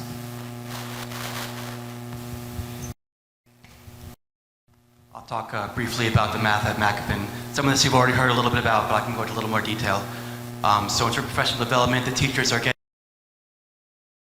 on problem solving, looking at open-ended questions, not just released items, but also looking at how students did on released items, how they got a 1, how they got a 2, how they got a 3. They can better prepare students to get more points in the NJSLA. Articulation between the math at high school and Macapin. Geometry to the extent that we don't have geometry at Macapin this year, that those students take it at the high school themselves, so getting the exact same instruction as high school students in geometry. We've made some changes to the sequence that have been spoken to a lot already, but now we've also included pre-AP Algebra 1 for the first time for a select group of 8th grade students.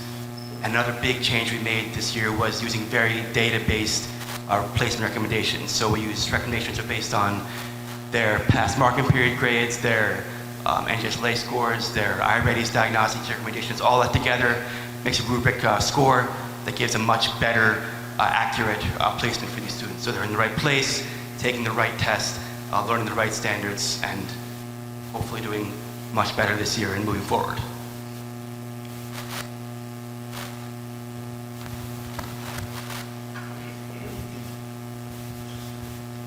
Thank you. Piggybacking a bit off of what Dr. Matlos was saying about some of these continuation of our plan for ELA, we're going to continue standards-based best practice professional development. You probably heard me talk last year about the fact that the standards are changing from 2016 to 2023. Last year was a bit of a pilot. This year we have full implementation of those new standards. So we're making sure that those are being addressed in lesson planning, in common assessments at the 6th, 7th, and 8th grade level. Teachers actually worked on those this summer, keeping an eye on all those things. I went through all of our curriculum maps and made sure that all of the standards were updated in everything from 6th through 8th grade, 6th through 12th grade in Rubicon Atlas, making sure we were addressing the standards and we didn't have anything in there that was not updated. Continuing with iReady and MyPath implementation, this is year 2 for us, as everyone has said.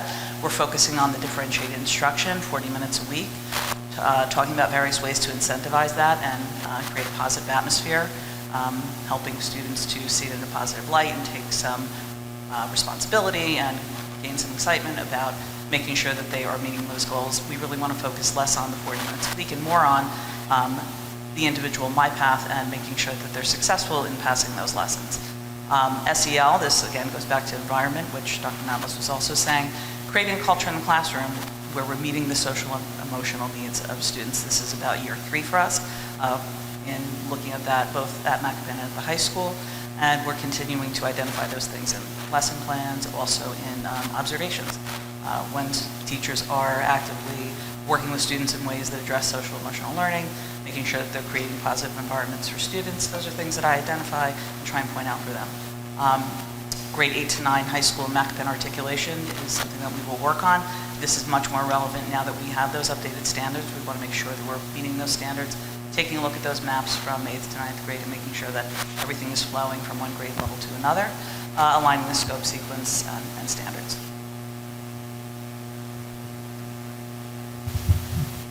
A lot of this is pretty much the same as I just said a minute ago, so I won't go through everything again.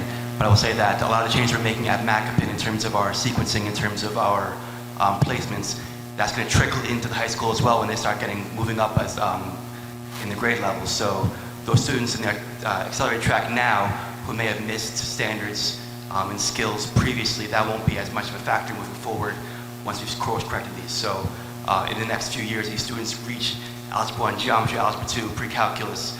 I think you're going to see better scores and better grades because they're going to have that stronger foundation to work from. And of course, we've done data analysis, looking at NJSLA, evidence tables, released items, the same articulation with Macapin, and a lot of the stuff I just said about a minute ago, so I won't repeat it. Hello again. English for the high school. Rather than say that we're being redundant, we're actually, as we talk about pulling on the same rope, you're going to hear us talking obviously about all these things from grade 3 all the way up to grade 12 because we're all moving in the same direction using a lot of the same strategies, a lot of the same language. So again, continuing the standards-based best practice of professional development, full implementation of those standards, continuing with SEL at the high school level as well, just as needed and necessary there. Grade 8 to 9 articulation, as I just spoke about earlier. taking a look at department data for the NJSLA. Also, we look at the NJGPA, and just talking about a positive culture of testing. We just took the PSAT this week also. And the good thing is with the alignment of the standards, the assessments are also aligned. So they are beginning to look the same in a way that they did not even 10 years ago. The PSAT and the ACT and the NJSLA and the NJGPA all have the same format. They all address the same standards. So everything is looking much more continuous and familiar to everyone, which is extremely helpful for us getting those students to those goals. We do look at the evidence statement tables. I'm pleased to say that, especially for the NJGPA, which is not what we're talking about tonight, I identified areas where we were improving from last year to this year. And of the 24 operational evidence statements, we actually improved in 12 of them. So I had teachers look at those and see where our strengths were, see where our areas of need are. But again, regardless of what assessment you're talking about, we're talking about the same standards across the board. So those are all good conversations to have.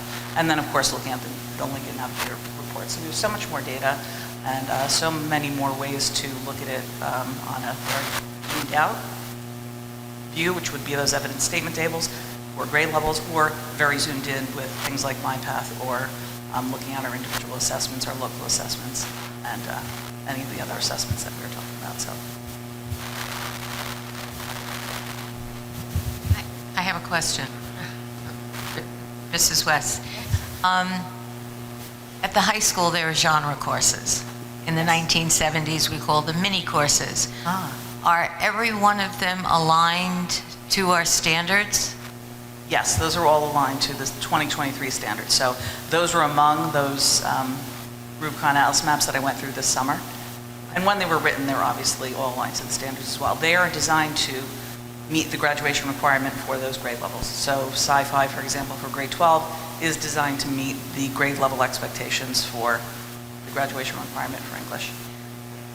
Do you see any correlation between the decline in scores and these courses? I don't, actually. I see more motivation in the genre courses because those students are taking courses reading genres of literature that they enjoy, which is great because I think we know that getting students to read in a way, especially for adolescents, can be a challenge. And the thinking behind the creation of those courses was to allow students to read literature that they were excited about, that they were interested in, that still met the same standards that would be expected in any grade level. And are they doing research?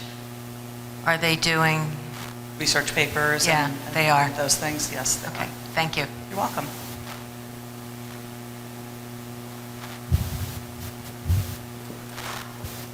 So one of the hopeful takeaways of this is that we are, again, that's our phrase, pulling the same rope.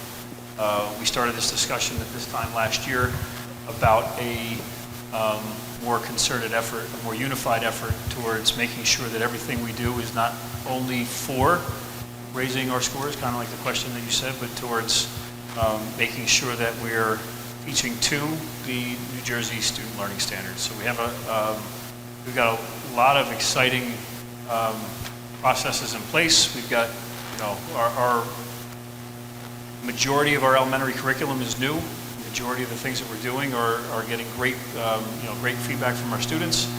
Dr. Belzer, I don't know if he mentioned it. I don't know if I heard it, but he is in the process of reviewing programs for a math text series replacement at the middle school. So, just like we had that replacement in K-5 with Eureka Math Squared, we are looking at our materials in the middle school to make sure that we are putting the best materials in the students' hands that we can. So it's really a all-consuming approach. I thank you, for your support in that, and Mr. Schultz for helping identify some of the funds that we used and filling out those stabilization grants. And I know filling out grants isn't a fun or easy process. So we've been able to take advantage of those fund streams to put these new programs in place. Without that opportunity, we wouldn't have been able to do it.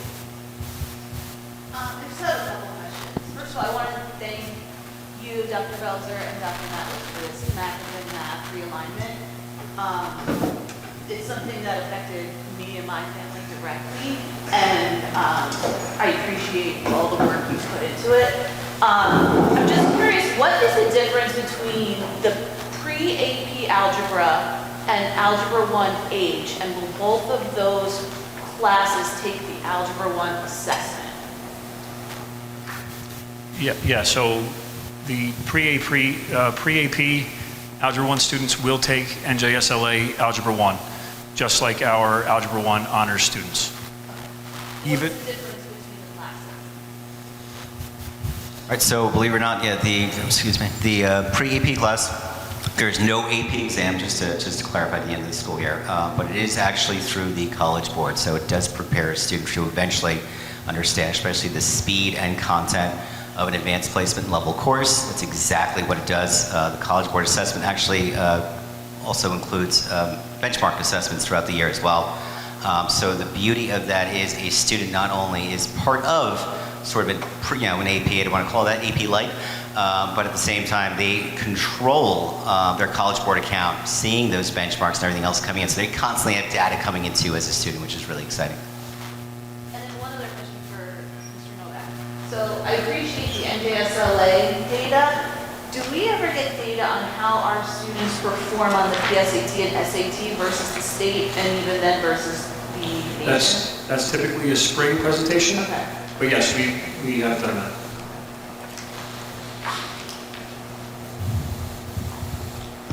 I have two things, related and unrelated, in that I heard INRS come up, and I'm really curious, in each building from, kindergarten to 12th grade, how many students are being reviewed by INRS.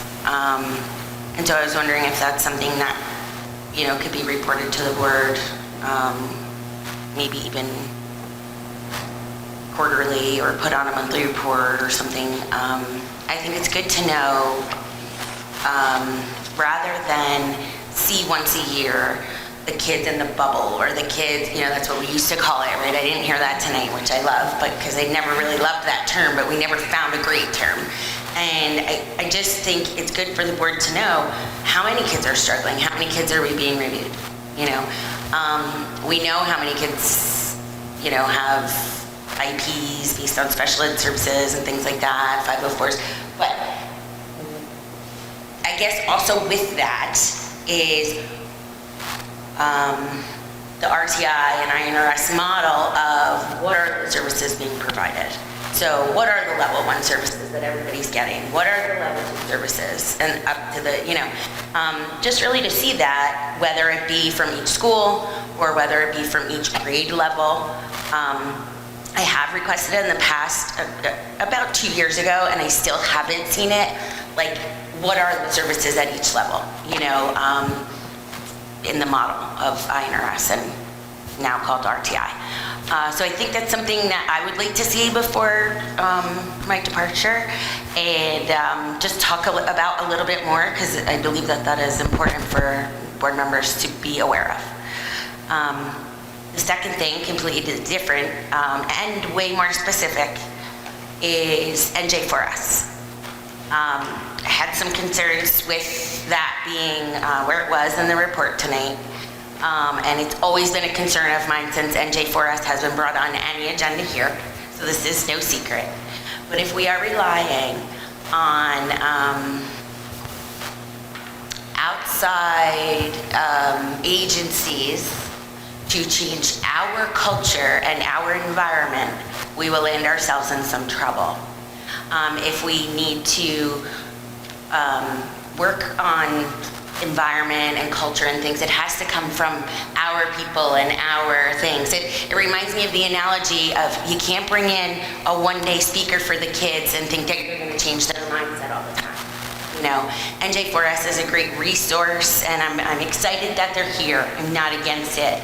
But I think that we need to remember, that they are not, they don't work here, they are collaborating with us, And so my request is I would like to know throughout the entire district where NJ4S is, what buildings are they in, and what specifically are they doing. I have talked about this a little bit. I've never asked for something this specific, but I am now. And I would like to know, so for instance, I'm gonna make this up. Let's say at PK they're running groups, and let's say at UDL, maybe they're coming in to meet with the teachers, and maybe at Macapin they're doing some meetings about counseling, or just something brief of what they're doing in each building and how often. I think that that is important for the Board of Education to know. I also think it's something that parents should know. We've approved NJ4S to be in our schools and work with our staff and our students. And as a parent, I have not been notified of that in any manner. So I think that's a kind of a third piece to the whole thing, that something should go out to parents explaining what NJ4S is and what they're doing in their child's building, Thank you. Welcome.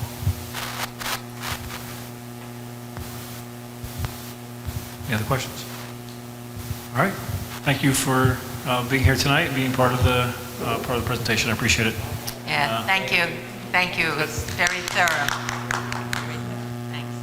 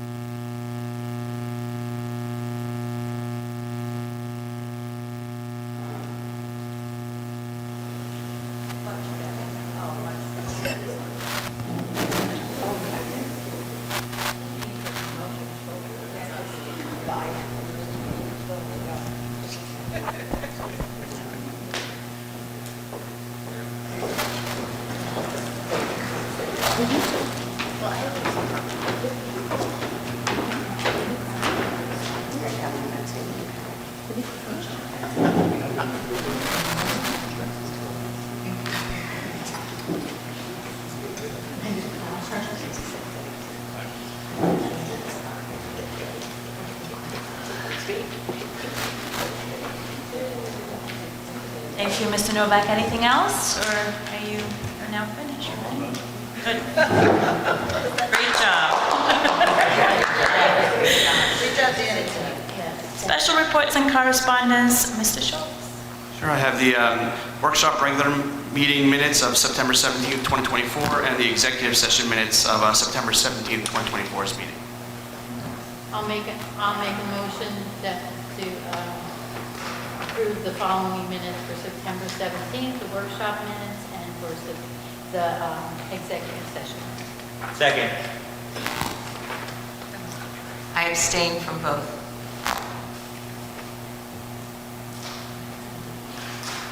All those in favor? Aye. Any opposed, other than carried? Residents report, I have actually nothing to report on this month. So we'll go right to public comments. And public comment number 1 is on agenda items. So all speakers will have 5 minutes to speak until a period of 30 minutes transpires. Before speaking, please state your name, group affiliation, and address for the record. Members of the public who have requested to speak prior to the meeting will be recognized by the chair first. After speaking, all speakers are asked to sign the register provided and give their full name, group affiliation, and their address. All statements shall be directed to the presiding officer. No participant may address or question board members individually. All speakers are expected to have read the statement within the agenda regarding the regulations concerning public comments. Members of the public are reminded that they are legally responsible and liable for their comments. Mr. Schultz, has anyone signed up? Yes, Courtney Stevenson signed up. Okay, Mrs. Stevenson.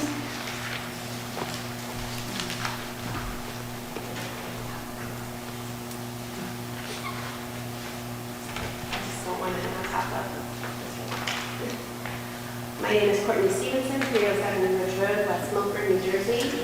On behalf of the Highlander Education Foundation, I reached out on September 30th, 2024, to request that the West Milford Board of Education collaborate with us in writing a joint letter with Mayor Michelle Dale.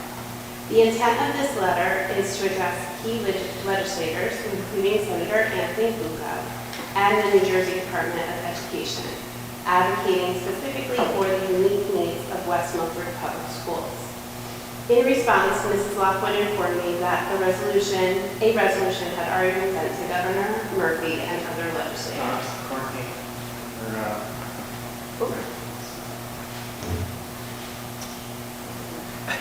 Take off a minute. Deputy Chief also mentioned that the letter was sent to Senator Bucco. Thank you for that. The resolution was created with other school boards across St. Morris and Sussex counties. While this initiative is commendable, it does not address our requests. We are specifically seeking to join forces with the West Milford Board of Education and Mayor Dale to advocate directly to legislators who represent our district. The Highlander Education Foundation has been actively engaging with local representatives on behalf of West Milford Public Schools. We have met with Senator Bucco twice, and we have also had discussions with directors from the New Jersey Department of Education. Our goal is to ensure that these decision makers understand the distinct challenges faced by West Milford schools. Unlike other affected districts, West Milford's needs and circumstances are different, and we must emphasize this in our advocacy efforts. One major reason our district differs from others is West Milford is 100% in the Highlands Act. And another major reason is our high tuition costs to PCTI. It is crucial that we highlight West Milford's uniqueness in our advocacy efforts, and unfortunately, your resolution did not do that. It is critical that this Board of Ed prioritizes the needs of our town, our children, and our property values. We are calling on all board trustees to unite in this effort. Our request is not directed to the administration. Dr. Kitchen, Mr. Novak, Dr. Risa, and Mr. Schultz have been doing an exceptional job, often fulfilling multiple roles that in other districts would require additional staff. They have all been very supportive of the Highlander Education Foundation's events, and we appreciate their support. Instead, we seek a partnership with the Board of Education trustees, as it is your responsibility to advocate for the West Milford Public Schools and the community that entrusted you with this role. Writing such a letter is within the realm of request of a Board of Education. Trustee David Oshinsky wrote a similar letter in 2020. We know that this is a reasonable and valid request, and one that we hope will not be overlooked. The Highlander Education Foundation is appreciative of the support of some board members. Mrs. Romeo, Mrs. Jurgensen, and Mr. Seidowitz have all been at our events, and your appearance is appreciated. Now, we are asking the rest of you to support us. The Highlander Education Foundation is committed to supporting the best interests of the entire West Milford community, our homes, local businesses, schools, and most importantly, our children. We believe that this board shares the same priorities. We sincerely hope that you will join us in inspiring a meaningful change by working together on this important initiative.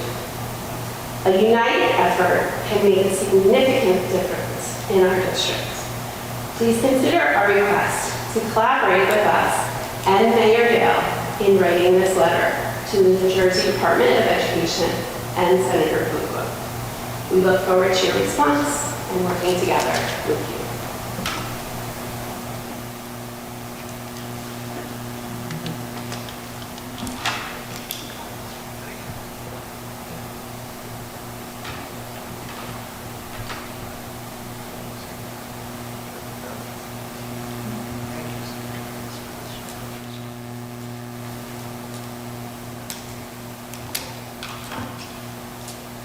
Thank you very much, Ms. Stevenson.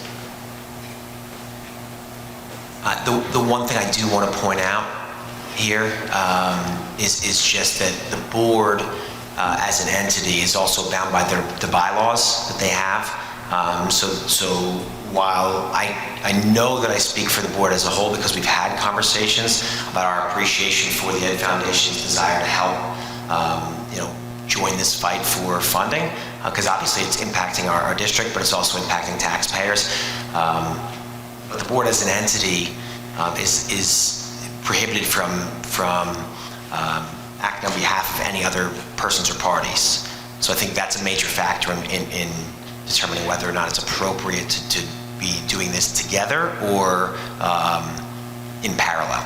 So I think that's part of it. But the board is very much committed to trying to, and I don't speak for the board, but these are conversations that have been happening, and we've been seeking legal advice on this. So it's not an unwillingness to work with the Ed Foundation, but more for something specific and political like this. I think it's important that we recognize where the line should be drawn in terms of what steps the board takes independently versus what they do in conjunction with the community. But we are actively trying to push that message out. We also want our community to understand it's part of the reason that I discussed earlier in the video we're looking to create, because I don't know that the community fully understands exactly what is happening, and people see their taxes go up, but they don't fully understand why. We've sat here and had people come to us to have discussions about the increased taxes back during the summer when the state gave us the opportunity to recover those costs by putting it on the backs of taxpayers. So, it is an active discussion that has happened with the board, but it's just a question of what is legally appropriate based on the bylaws that our board is bound by. So, thank you. Thank you. Anyone else wishing to speak? Close public comment. Second. All those in favor? Aye. Any opposed? Okay, the agenda, any alterations to the agenda as presented? Yes, I have two.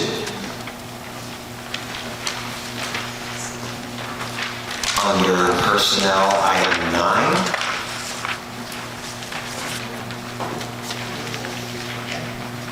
It should say that this is a special class aid.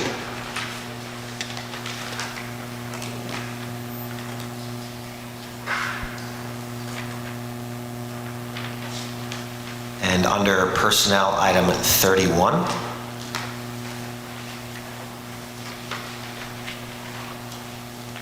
You'll see a name, Karen McCord, should be replaced by Shannon Riker. By whom? Shannon Riker. Sorry.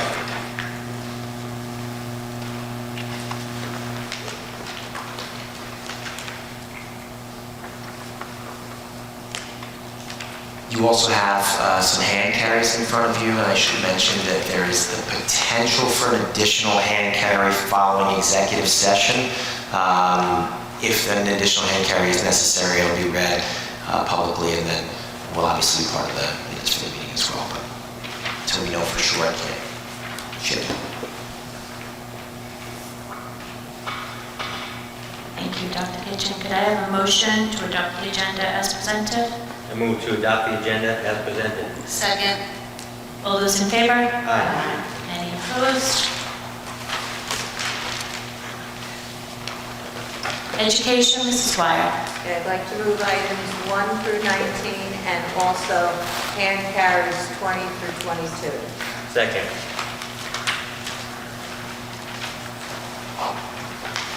Any discussion? Yes, Mr. Lopez? On the first one, we're changing the calendars or revision without going through the calendars side by side, everything needs to be changed. Sure, yes, Major. We're adding, and now that the vote is coming, if it passes, we're going to be informing the community about potential change. We talked to the Education Committee about the addition of 2 early dismissal days on January 6th and 7th for the purpose of parent-teacher conferences for elementary school teachers. So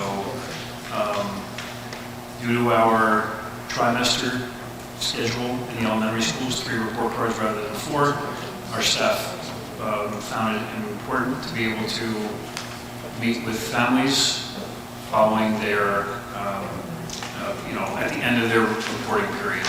So we're going to continue with our grades 6 through 12 parent-teacher conferences as scheduled on November, I don't know the dates offhand. Leading into Thanksgiving. Yeah, those Monday and Tuesday before Thanksgiving.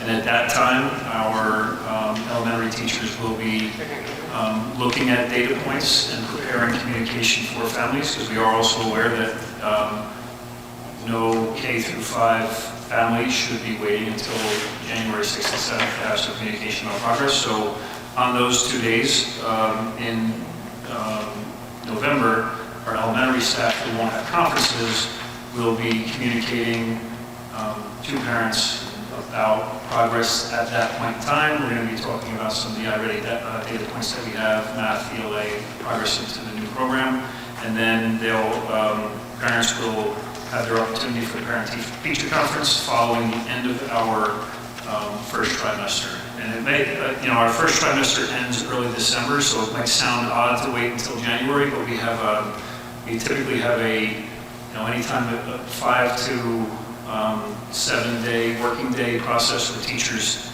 enter grades and allow for students to do makeup work and that sort of thing. So our elementary report cards won't be ready typically until the days before winter break. So January 6th and 7th is really not that much farther than when we would have been communicating results anyway. It's just, it's really a week, if you're counting school days, it's, a week of time after that. So We didn't think our staff or parents would appreciate conferences right before the break, but also of note in this conversation is the fact that the teachers came to us. These additional half days would not be for staff, it would only be for students, and our staff would actually be taking on more work as a result of this. So they came to us with the request of making this change, knowing that it was something better for the communication of how our students were doing.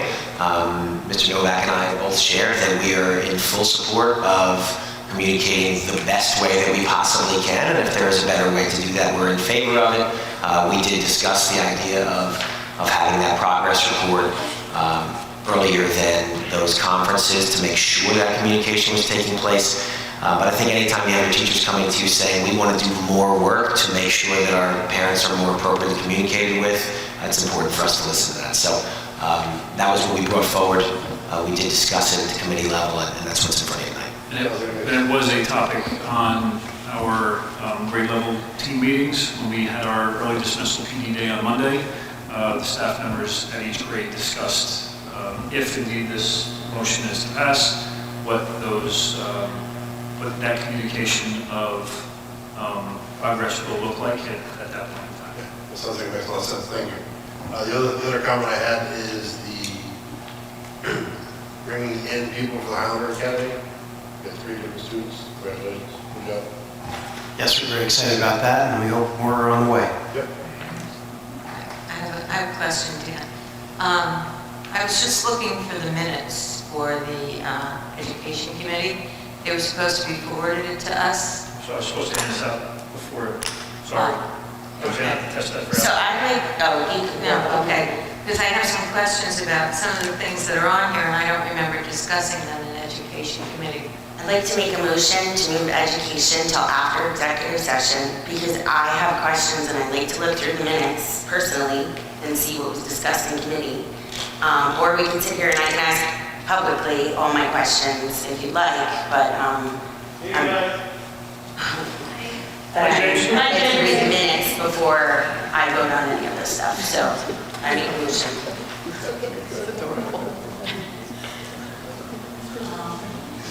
Yeah, So I have a motion on the floor. We have to amend a motion. No, I need a... If Terry withdraws her motion, then we don't need that. Okay. And we could move on and do it later. What was Terry's motion? Yeah.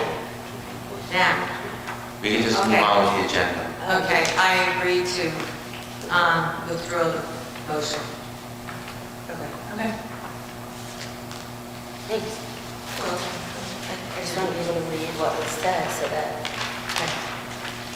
So we are moving education until after executive session. So personnel. Mrs. Van Dyke. I'd like to move items 1 through 44 under personnel and hand carry 45 through 50. Second.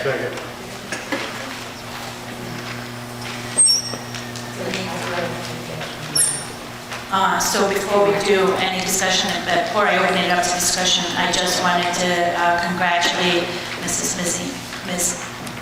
Missinio on her retirement, which is agenda item number 1.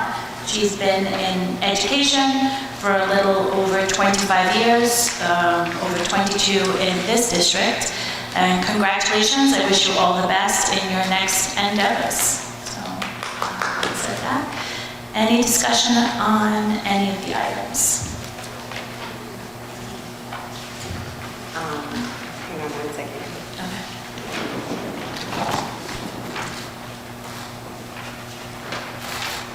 Any discussion on this side?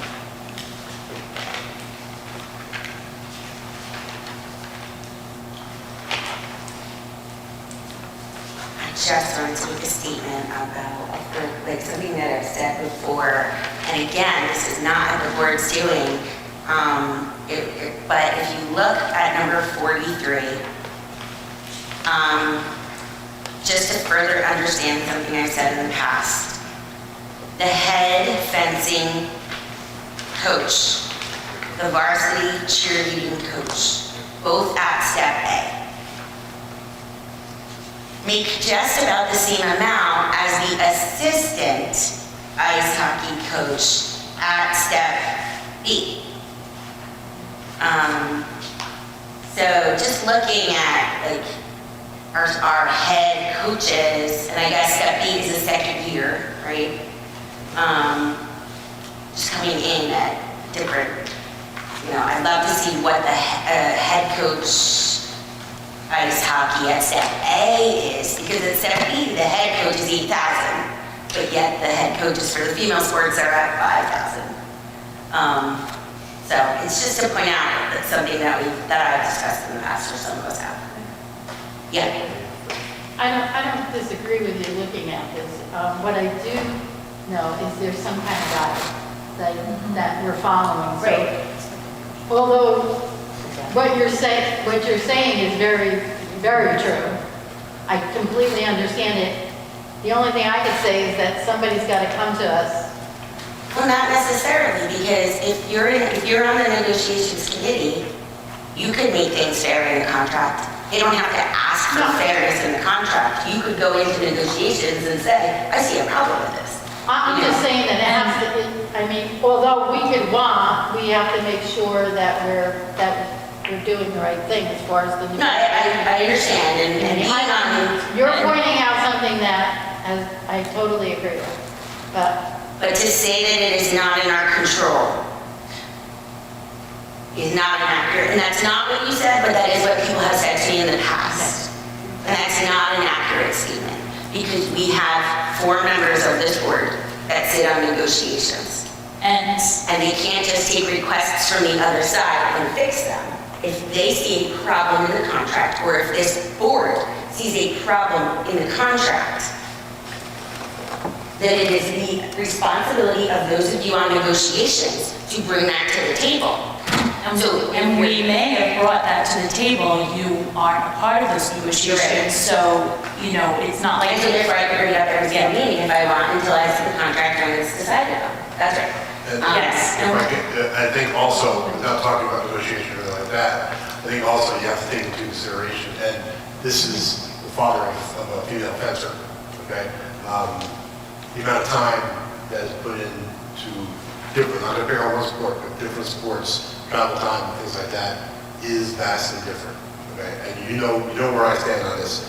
I want equity throughout the sports. I want to make sure that the coaches and the students are being taken care of in the same manner. Okay? Yeah. And you're right, things do have to be balanced. Well, and that's another thing, like, It's deeper than just one sport or another sport. You have to look at how many students. 100% you are correct. And fortunately, I have worn many hats in my lifetime. One of them being a high school coach of female sports, not currently, but in the past. And so if we wanted to debate it, I can tell you how much ice hockey time and they're late at night and the things, but then how field hockey or how cheerleaders do in 7 days, because they're at football Friday nights or competitions the time and energy and things, yeah, that matters, but it's all debatable, Exactly. So, anyway, that's great. I am glad, and I hope that negotiations did bring it up. I just wanted to mention that there is disparity. We've seen it, we discussed it, and to say that it is not our job or not our, what did I just say before? Was it not in our control is not an accurate statement to me. So I wanted to mention that. Thank you. Anything else, Mrs. Roman? I believe that's it. Thank you. Anyone else wishing to say anything? Seeing none, roll call please, Mr. Shaw. Mrs. Van Dyke? I abstain on 31 and 37, and yes to the rest. Mr. Stovich? Yes. Mrs. Jurgensen? Yes. Mrs. O'Connor? Yes. Mrs. Romeo? I recuse on 26, 32, and 33. Yes to everything else. Mr. Libby? Yes. Mrs. Dwyer? Yes. Mrs. Marquardt? I abstain from 31, 37, 38, 39, and 50, and yes to the rest. And Mrs. Lockwood? Yes. Operations and Finance, Mr. Libby. I'd like to move forward operations and finance, number 1 through number 14. Second.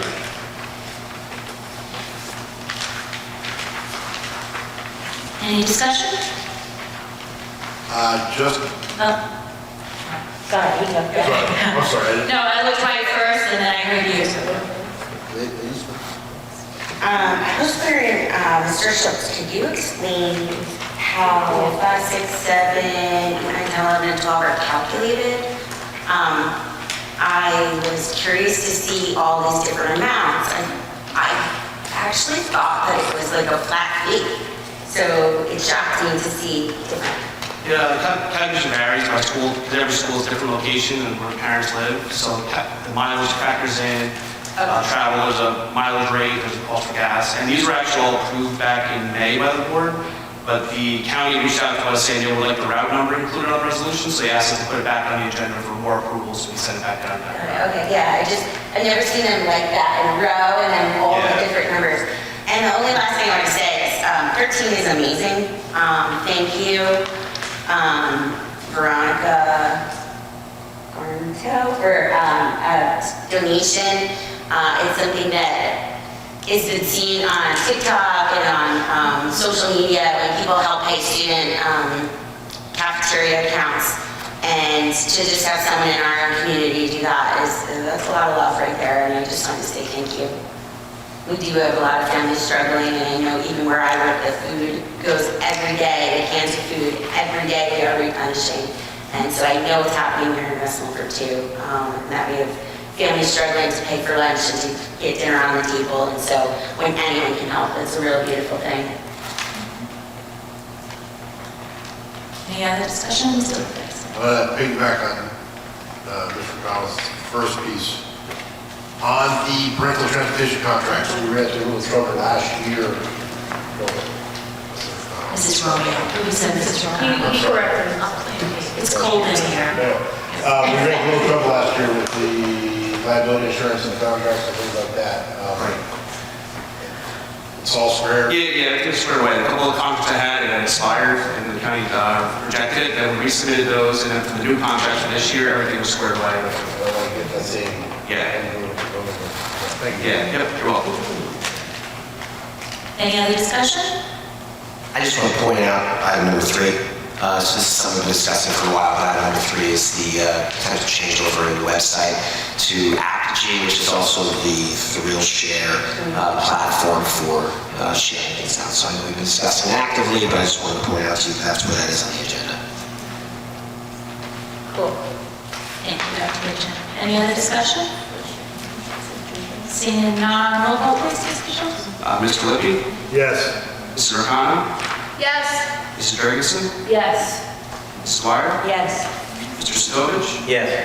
Mrs. Romeo, Yes. Mrs. Marquardt, Yes. Mrs. Van Dyke, Yes. Mrs. Lockwood. Yes. Mr. Lippy. I'd like to recommend performance. Operations and Finance, for your approval, I move forward number 15. Second.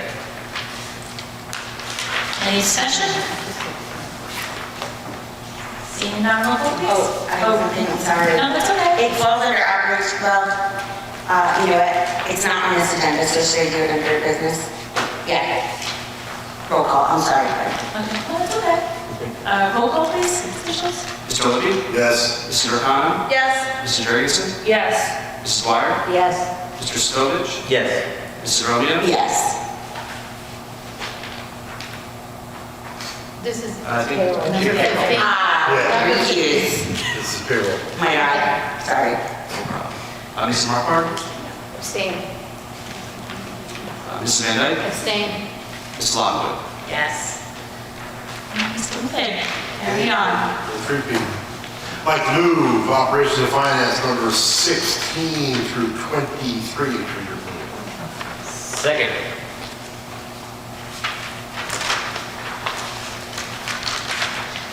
Any discussion? Seeing none, roll call please. Mr. Lippy, Yes. Mrs. Arcana, Yes. Mrs. Ferguson, Yes. Mrs. Dwyer, Yes. Mr. Stovich, Yes. Mrs. Romeo, Yes. Mrs. Marquardt, Yes. Mrs. Van Dyke, Yes. Mrs. Lockwood. Yes. Policy, Mr. Sitovich. I'd like to move item 1 under policy. Second. Any discussion?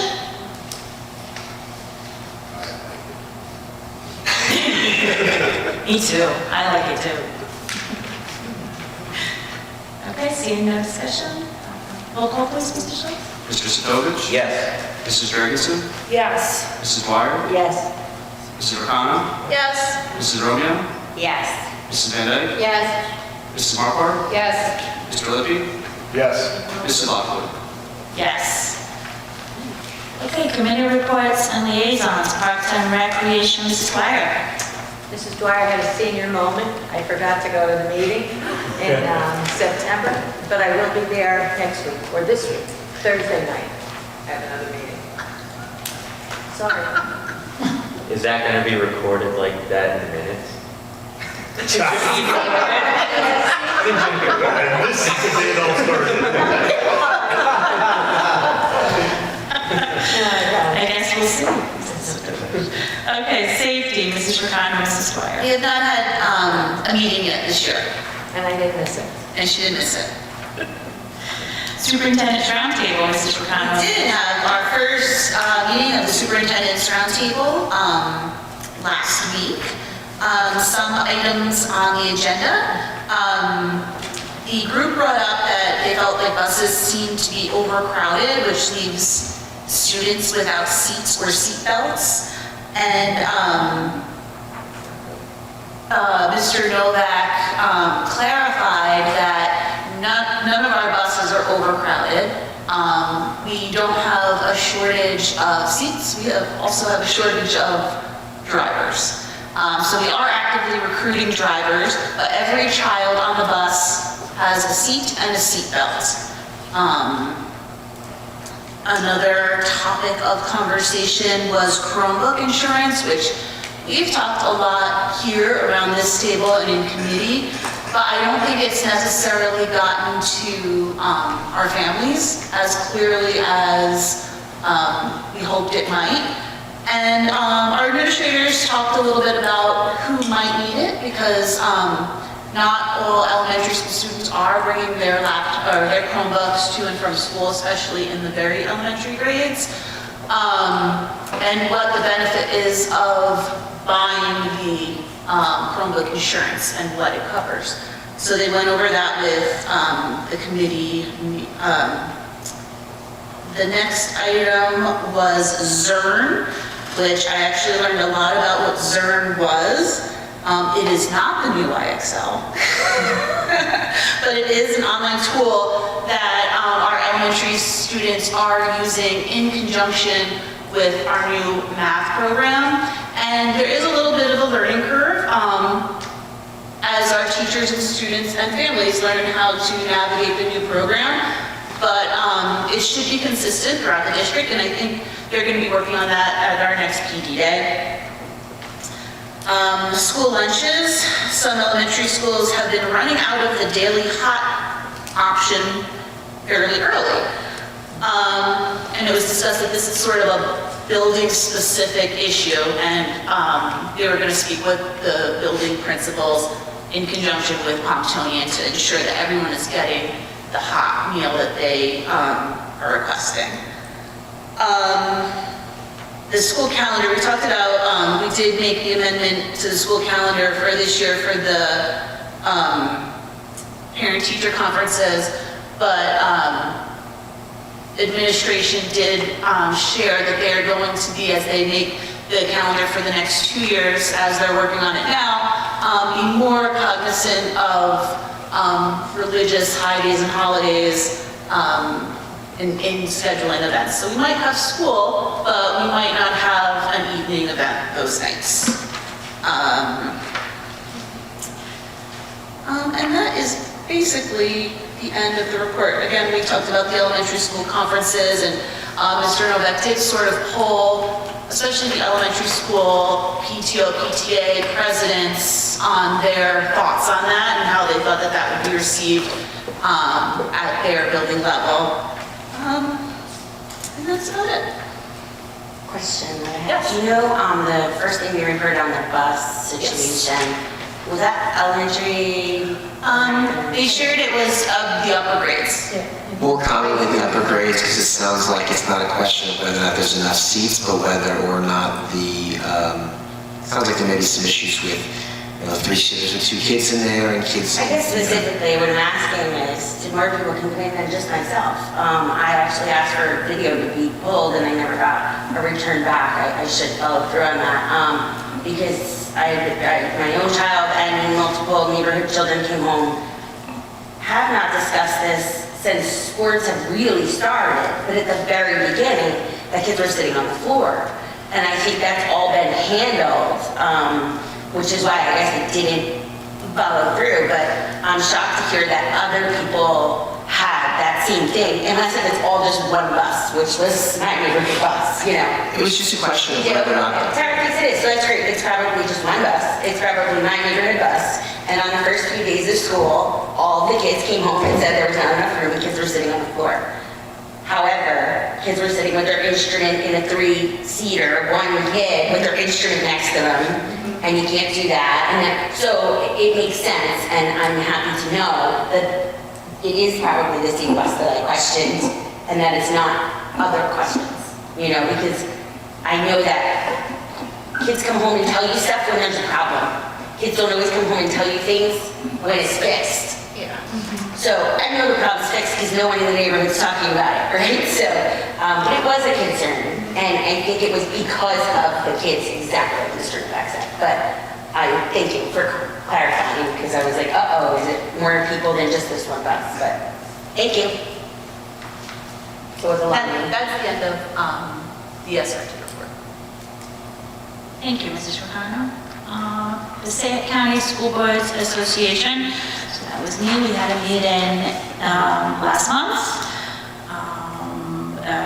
Big discussion was obviously the workshop, which is next week. They discussed the workshop and how they've revamped the app and the website. They're very excited. They're offering a lot more. That was a big discussion. The other big discussion and the presentation that they had was all on referendums. Effectively planning and financing a referendum to maximize impact on tax levy.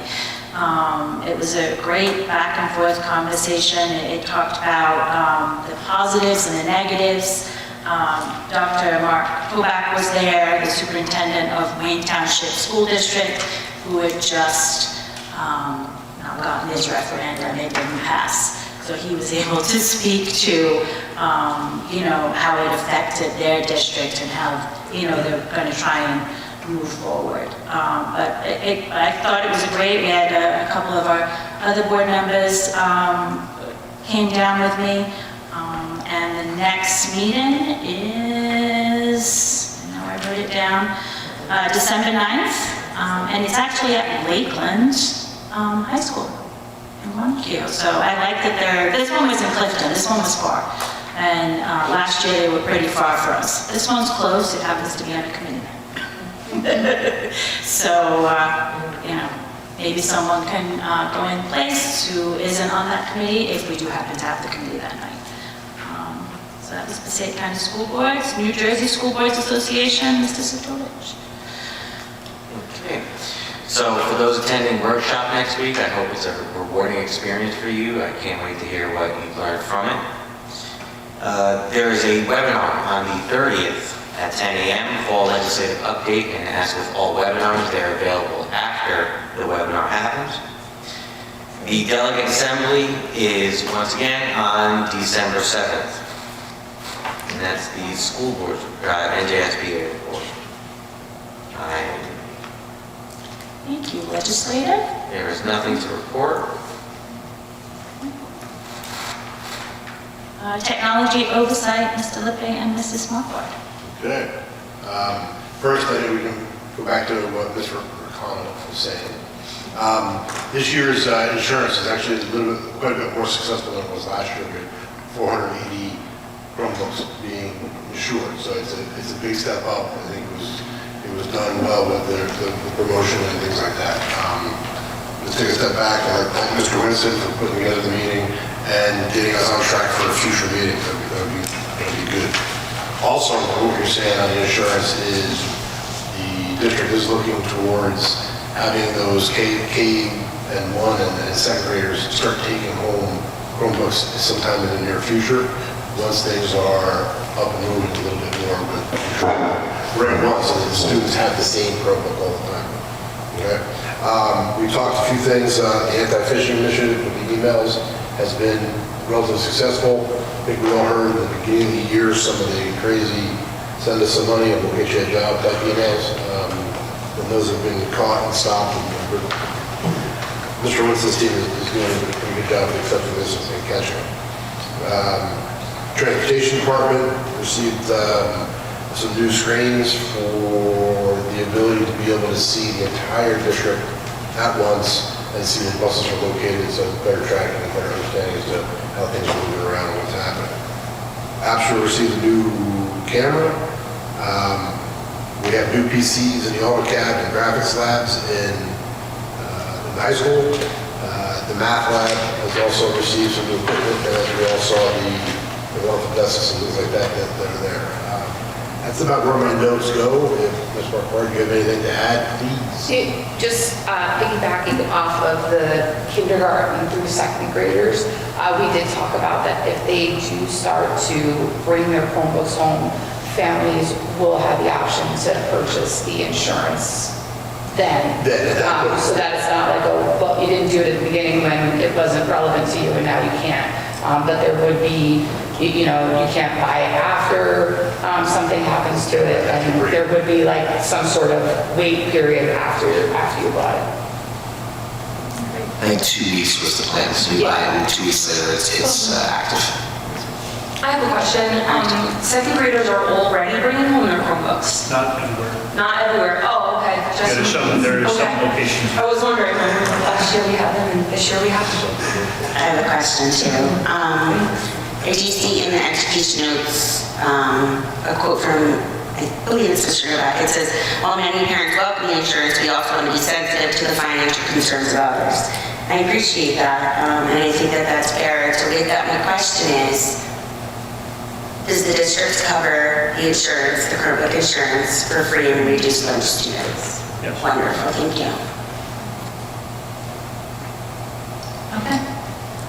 Okay, you're finished. So Township Board of Education Joint Committee, Mr. Sitovich, can you give a report on that, please? So the joint committee met on the 7th, and the primary thing that we discussed were the preliminary plans for the Diagos field and what it would look like potentially, and things that need to be discussed in order to fully implement any sort of vision for Diagos field. Other things that we spoke about were the roles and differences between what the Board of Education does versus what the Education Foundation would do, and also the final item that we discussed were any advocacy efforts related to changing the student aid formula. I think that covers the basics. You did. Thank you. West Milford Municipal Alliance, Mrs. Van Dyke, Mrs. Jurgensen. I'll speak on that. The West Milford Municipal Alliance convened last night on Monday, October 14th. During the meeting, we reviewed the current status of the opioid settlement survey, which has garnered responses from 229 community members thus far. We encourage further participation as the survey will close on October 31st, and the results will be presented to the town council during their meeting on November 13th. The amount of the settlement is $70,000 that we're looking to survey the community in and what they want to see the monies used for. So I know Dr. Kitchen has been sharing it out. I know Mr. Stryans at the high school has sent it out. I've shared it out on social media platforms as much as I can. So it's like a QR code, and it's just a quick survey to go through how you would like to see the settlement funds spent for our town. I don't know if you all confused, Kate. I just don't recall seeing it as a parent. Okay. I've seen it as a board member, you've seen it as a parent. Yeah. I didn't either, so that's why I reached out and asked, and I might have missed it. So as a parent, I can only speak to the high school, and Mr. Stryans has sent it out multiple times in his update on Fridays with a link to take this one. Maybe we could have the elementary school principal send it out in there. I mean, it's even worth the honey. What do we call that? Honeywell? That's like the best. Is Honeywell reading myself? Yeah. It's worth that. This is. Yeah, for a township of 23,000 residents, and it's open to students also because it is anonymously recorded. It would only benefit us to put forth an effort to decide where these funds are going to be appropriated. So it would make sense to try to blast it out to the community as much as possible. Whatever. So that's that part. Additionally, we are hosting a screening of the documentary called Screenagers at the high school on Wednesday, October 30th, starting at 6:30 p.m. Several local organizations will be present with informational tables prior to screening. Screenager is kind of like a social media safety documentary to just spread awareness. Students are invited, of course, parents, etc. We would also like to remind everyone about the substance use town hall meeting at the West Milford Library on Thursday, October 24th from 6:15 to 8:30. This event will feature speakers including Mayor Michelle Dale, Dr. Derek Resta, who's our Director of Special Services, Captain Anthony Perello from the West Milford Police Department, as well as county law enforcement and medical professionals. The West Milford, the WMMA, has actively participated in various town events and will continue to have a presence at more upcoming gatherings over the next few months. We are seeking representatives from our school PTA, PTO, and PTSO. If interested, please reach out to Debbie O'Brien. Our next meeting is scheduled for Monday, November 11th, and will be conducted in a hybrid format. And all are welcome to attend. Mr. Wilson. Special Education Parent Advisory Committee, Mrs. Muckler. So we will be meeting tomorrow evening at 7 at fabulous Upper Greenwood Lake Elementary School Media Center. We have some very, very special guests, Dr. Kitchen and our new supervisor of special services, Katie Blades, will be there. They're going to talk about themselves and share their vision for the school district. So there's in-person and virtual options available. Thank you. And committee reports and liaisons. So now on to old business. Anyone have any old business? Mrs. Romeo, I know you mentioned. What did I mention? It was when we were in Ops and Finance. You didn't mention what it was, you just said. Well, I forget, but I have something else written. I wanted to say that the signs by Highlander Academy are gorgeous. So shout out to Colby Scott, who did the sports and athletic field signs for his, I think I have his name right, yeah. He did the athletic signs for his Boy Scout Eagle Project, thank you.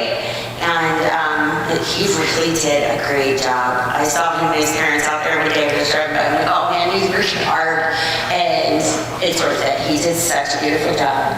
And thank you to Dr. Reza and anyone else that had a hand in, I'm sure Mr. Schultz, in getting the Highlander sign up, and it's really nice. Mr. Glenn as well. And Mr. Glenn. Ooh, that was my operations and finance shout out. Thank you. Mr. Glenn, I think I said it last month too, like in how he talks about his staff, in professionalism, and I'm just really incredibly proud of him and his department in the work that they do, but also his spirit of building a culture. And I don't know that everyone that even works for him knows how well he talks about them. You know, I think I did say something like that last meeting, but I'm just really impressed. I'm very thankful, and that was my operations and finance comment. So thank you, Dr. Reza, for reminding me. Mrs. Marquardt? I have been corrected by our head of CPAC that I missed a very, very special guest. Mr. Novak will also be at CPAC. You know, I just wanted to build up on yeah. So, wait. I was getting there. So, Mr. Novak will be there to talk about wonders, and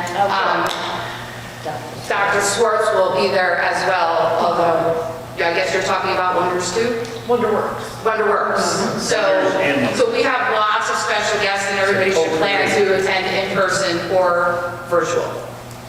Dr. Schwartz waited this entire time. Just to hear my name.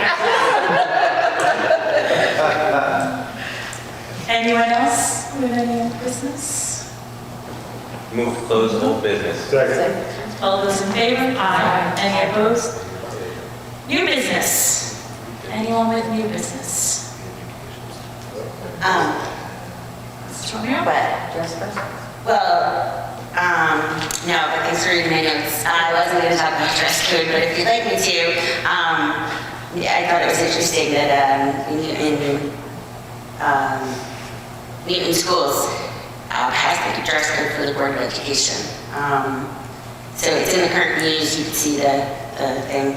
I took notes on myself on things that I want to look up and reread or read or whatever, and so Terry saw dress code on my notes, but that is not the comment that I wanted to make.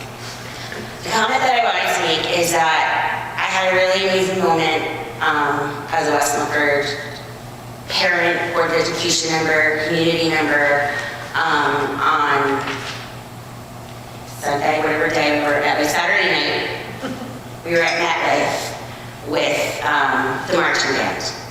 And in and of itself, that is just absolutely amazing. It was so cool. But there was a moment where our kids are on the field, they're about to perform in MetLife, and all of a sudden, the superintendent of West Milford Schools walks up the stairs at MetLife, past all the parents to go up to the top with the director staff to watch the performance. And I didn't know that he was there, and I was a little shocked, but I was like, hey, Dr. Kitchen, you know, and he kept going with his child. And when he got like 5 steps away from me, everybody turned around and went, is that the superintendent? And then I could hear whispering behind me. And I didn't tell you this, so this is my way of telling everyone that not only were people shocked, but they appreciated it, and then I could hear one mom say, well, that's a first. Oh my gosh. So it just was really cool. And again, it goes with all my like shout outs tonight is there are so many amazing things happening in West Milford. And I really am a very proud Highlander.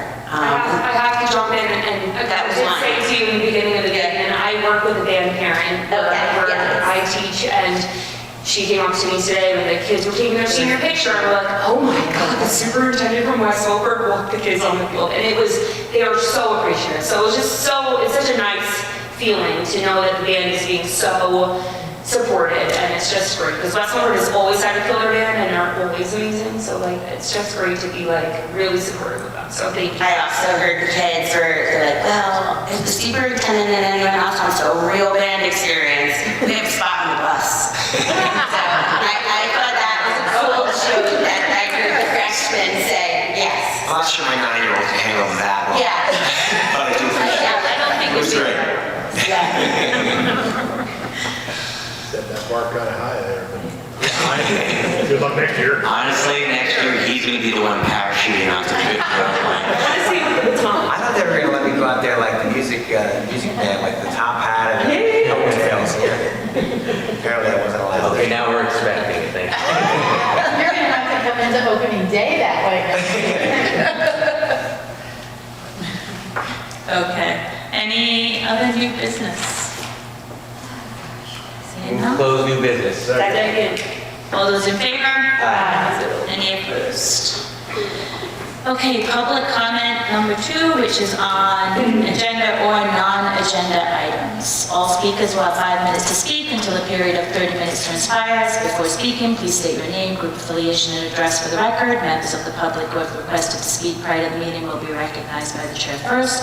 After speaking, all speakers are asked to sign the register provided and give their full name, group affiliation, and their address. All statements shall be directed to the presiding officer. No participant may address or question board members individually. All speakers are expected to have read the statement within the agenda regarding the regulations concerning public comments. Members of the public are reminded that they are legally responsible and liable for their comments. Anyone signed up to speak, Mr. Schultz? No, there's not. Anyone wishing to speak? Move to close public comment. Second. All those in favor? Aye. Any opposed? Maybe only one more month you have to read that whole thing. That'd be great. So, executive session, Mrs. Ricano. At 9:40 p.m., I move to go into executive session for the purpose of discussing personnel appointments, resignations, current litigation matters, special education matters, negotiations, HIBs, and matters of attorney-client privilege. And the education agenda. The executive session minutes will not be released until such time as the privilege or confidentiality is no longer applicable. The board will be in executive session for approximately 45 minutes. Action will be taken. Yes. When we return. Second. All those in favor? Any opposed? I would like to make note that education should not be discussed in executive session, that is separate, so if members do want to caucus, we can't do it as a full board or with a quorum, so just be cognizant of that. Any discussion on education will take place in this meeting when we return. Members can read their minutes.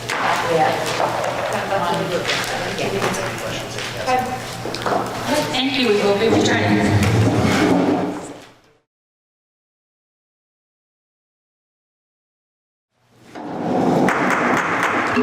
I'd like to call the meeting back to order at 10:36. Roll call, please, Mr. Schultz. Mrs. Van Dyke? Yeah, here, sorry. Mrs. Romeo? Here. Mrs. Dragonson? Here. Mrs. Dwyer? Here. Mr. Lippy? Here. Mr. Satovich? Here. Mr. O'Connor? Here. Mrs. Marquardt? Here. Mrs. Lockwood? Here. Okay, so we will start with education. education, round 2, Mrs. Dwyer. Okay, I'd like to move items 1 through 19 and hand carries 20 through 22. Second. Any discussion? Yes, the calendar, item number 1. Could we have a discussion? I think that we need to have a discussion about June 19th, as it's a national holiday. It's actually a National Independence Day. Our other National Independence Day is Didn't hear what day? Juneteenth. June 19th. Our other National Independence Day is July 4th, and I believe our offices, our board office, everything is closed for at least probably 2 days for that, I think, right? And so I know that it poses a challenge because it's the end of the school year, right? But we don't get to decide national holidays. You know, we don't get to pick when things are decided in our nation and in our country. And I think that this is an important message, probably mostly to our students and our parents, that we do celebrate the end of slavery in our country. You know, it's a big deal, and I'd like to see it reflected on our calendar. So it was discussed in education a little bit in the committee. It did come up by a trustee. Would you like to speak to it at all? I mean, it's something we can push back to committee and discuss. I know not all districts recognize it. So we were discussing, there's a difference between recognizing a holiday and changing the calendar based on a holiday, and those are future topics of conversation for the Ed Committee as we're developing the calendar going forward. Is, you know, which holidays, because there are several that we do not have, that don't even appear on our calendar, some of which can appear on a future calendar in recognition of, and some can be, you know, we can adjust the calendar based on days off and things like that. So, but it was a topic of conversation, and it will be a future topic of conversation as we develop the calendar for the next couple of years. I would also really like to have that discussed further in committee again.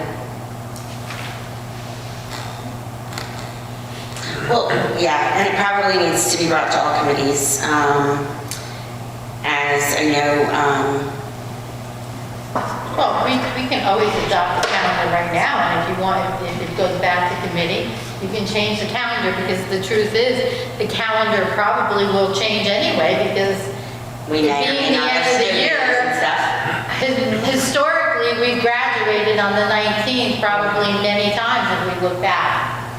So I think that it's a discussion that can happen, and you can always adjust your calendar. I mean, we can adjust the calendar up until probably the last. Oh, okay, well then, I mean, it's something I would like to see done. So, I mean, if we could do it tonight, that's great. And parents know that the 19th is June 19th, the Independence Day.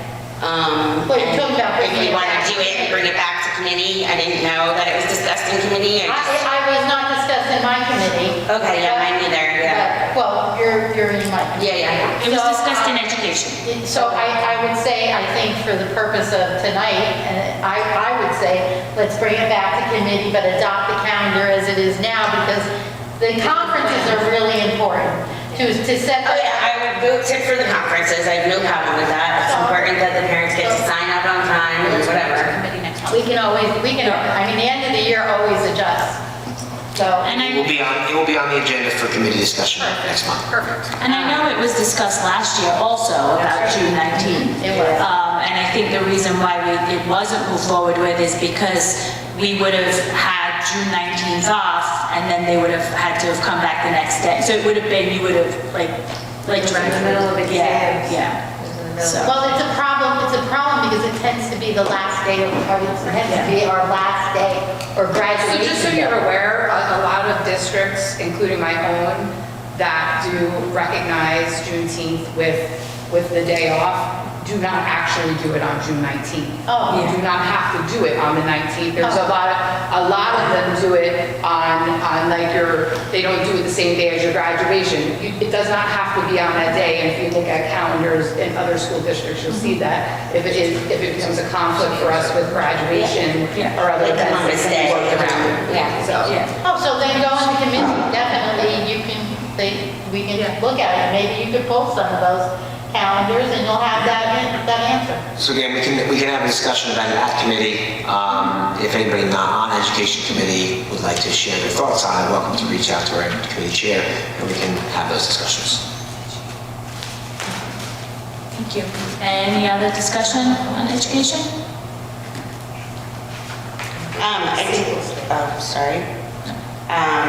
I did see some things with these field trips.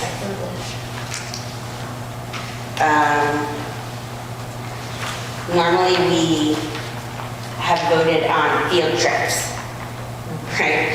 Tonight, we're voting on planning field trips. I found that very interesting, and I'm not sure why it changed. However, I know from other board members, and I can hear people's comments and things going on around the table, that they're in agreement with me that I hope these come back to the agenda with how many students are signed up, who's going on the trip, the things that have kept us out of trouble now with field trips for at least the last year and a half since we made changes.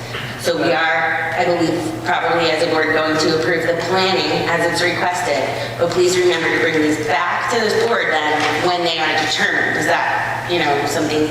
I think that was the That's the purpose. Yeah, okay. The reason for approving the planning is so that you can get all the information that you want in the amount of time in which you need to make that decision. So there's been complaints or concerns over the years that you didn't get to vote until it was too late. Yeah, that's fair. If you voted no, then the trip doesn't happen, and we didn't want you to be in that spot. So you should be getting 90 days in advance of every overnight trip with the information about nursing, chaperones, ratios, that sort of thing, costs. I also wanted to point out, I did ask questions already. Thank you for the answers on number 17 and number 20. I was very confused on them. However, they are two separate positions. The service providers are actually New Jersey certified individuals. One is covering a maternity leave, and one is services that, we have had do you want to, I asked the question, I got the answer, so I'm answering it correctly, right? And I was very pleased with my answer, but I was confused on 17 and 20 because to me they looked like the exact same Yes, resolution. yeah, we spoke about it. 17 is in relation to a maternity leave position that we have been unable to fill, and the other motion was it 20. 20, yeah. That was due to additional services required that the agency can provide. It's only about 14 hours and it can't be provided through the postings that we have. Ready. Okay. Anything else, Mrs. Romeo? That's it. Anyone else? Seeing none, roll call, please, Mr. Schultz. Mrs. Dwyer? Yes. Mrs. Jorgensen? Yes. Mrs. Rakana? Yes. Mr. Satovich? Yes. Mrs. Romeo? Yes. Mrs. Van Dyke? Yes. Mr. Lippy? Yes. Mrs. Marquardt? Yes. Mrs. Lockwood? Yes. Okay, Mrs. Van Dyke, Personnel Student Affairs, hand carry number 51. I'd like to move under personnel number 51. Be it resolved that the said Board of Education, on the recommendation of the superintendent, terminates employee 5718 effective November 19, 2024. Second. Can I say that? Sure. Second. Any discussion? Good. Seeing none, roll call, please. Mrs. Van Dyke? Yes. Mr. Satovich? Yes. Mrs. Jorgensen? Yes. Mrs. Rakana? Yes. Mrs. Romeo? Yes. Mr. Lippy? Yes. Mrs. Dwyer? Yes. Mrs. Marquardt? Yes. Mrs. Lockwood? Yes. Okay. Motion to adjourn. Second. Second. All those in favor? Aye.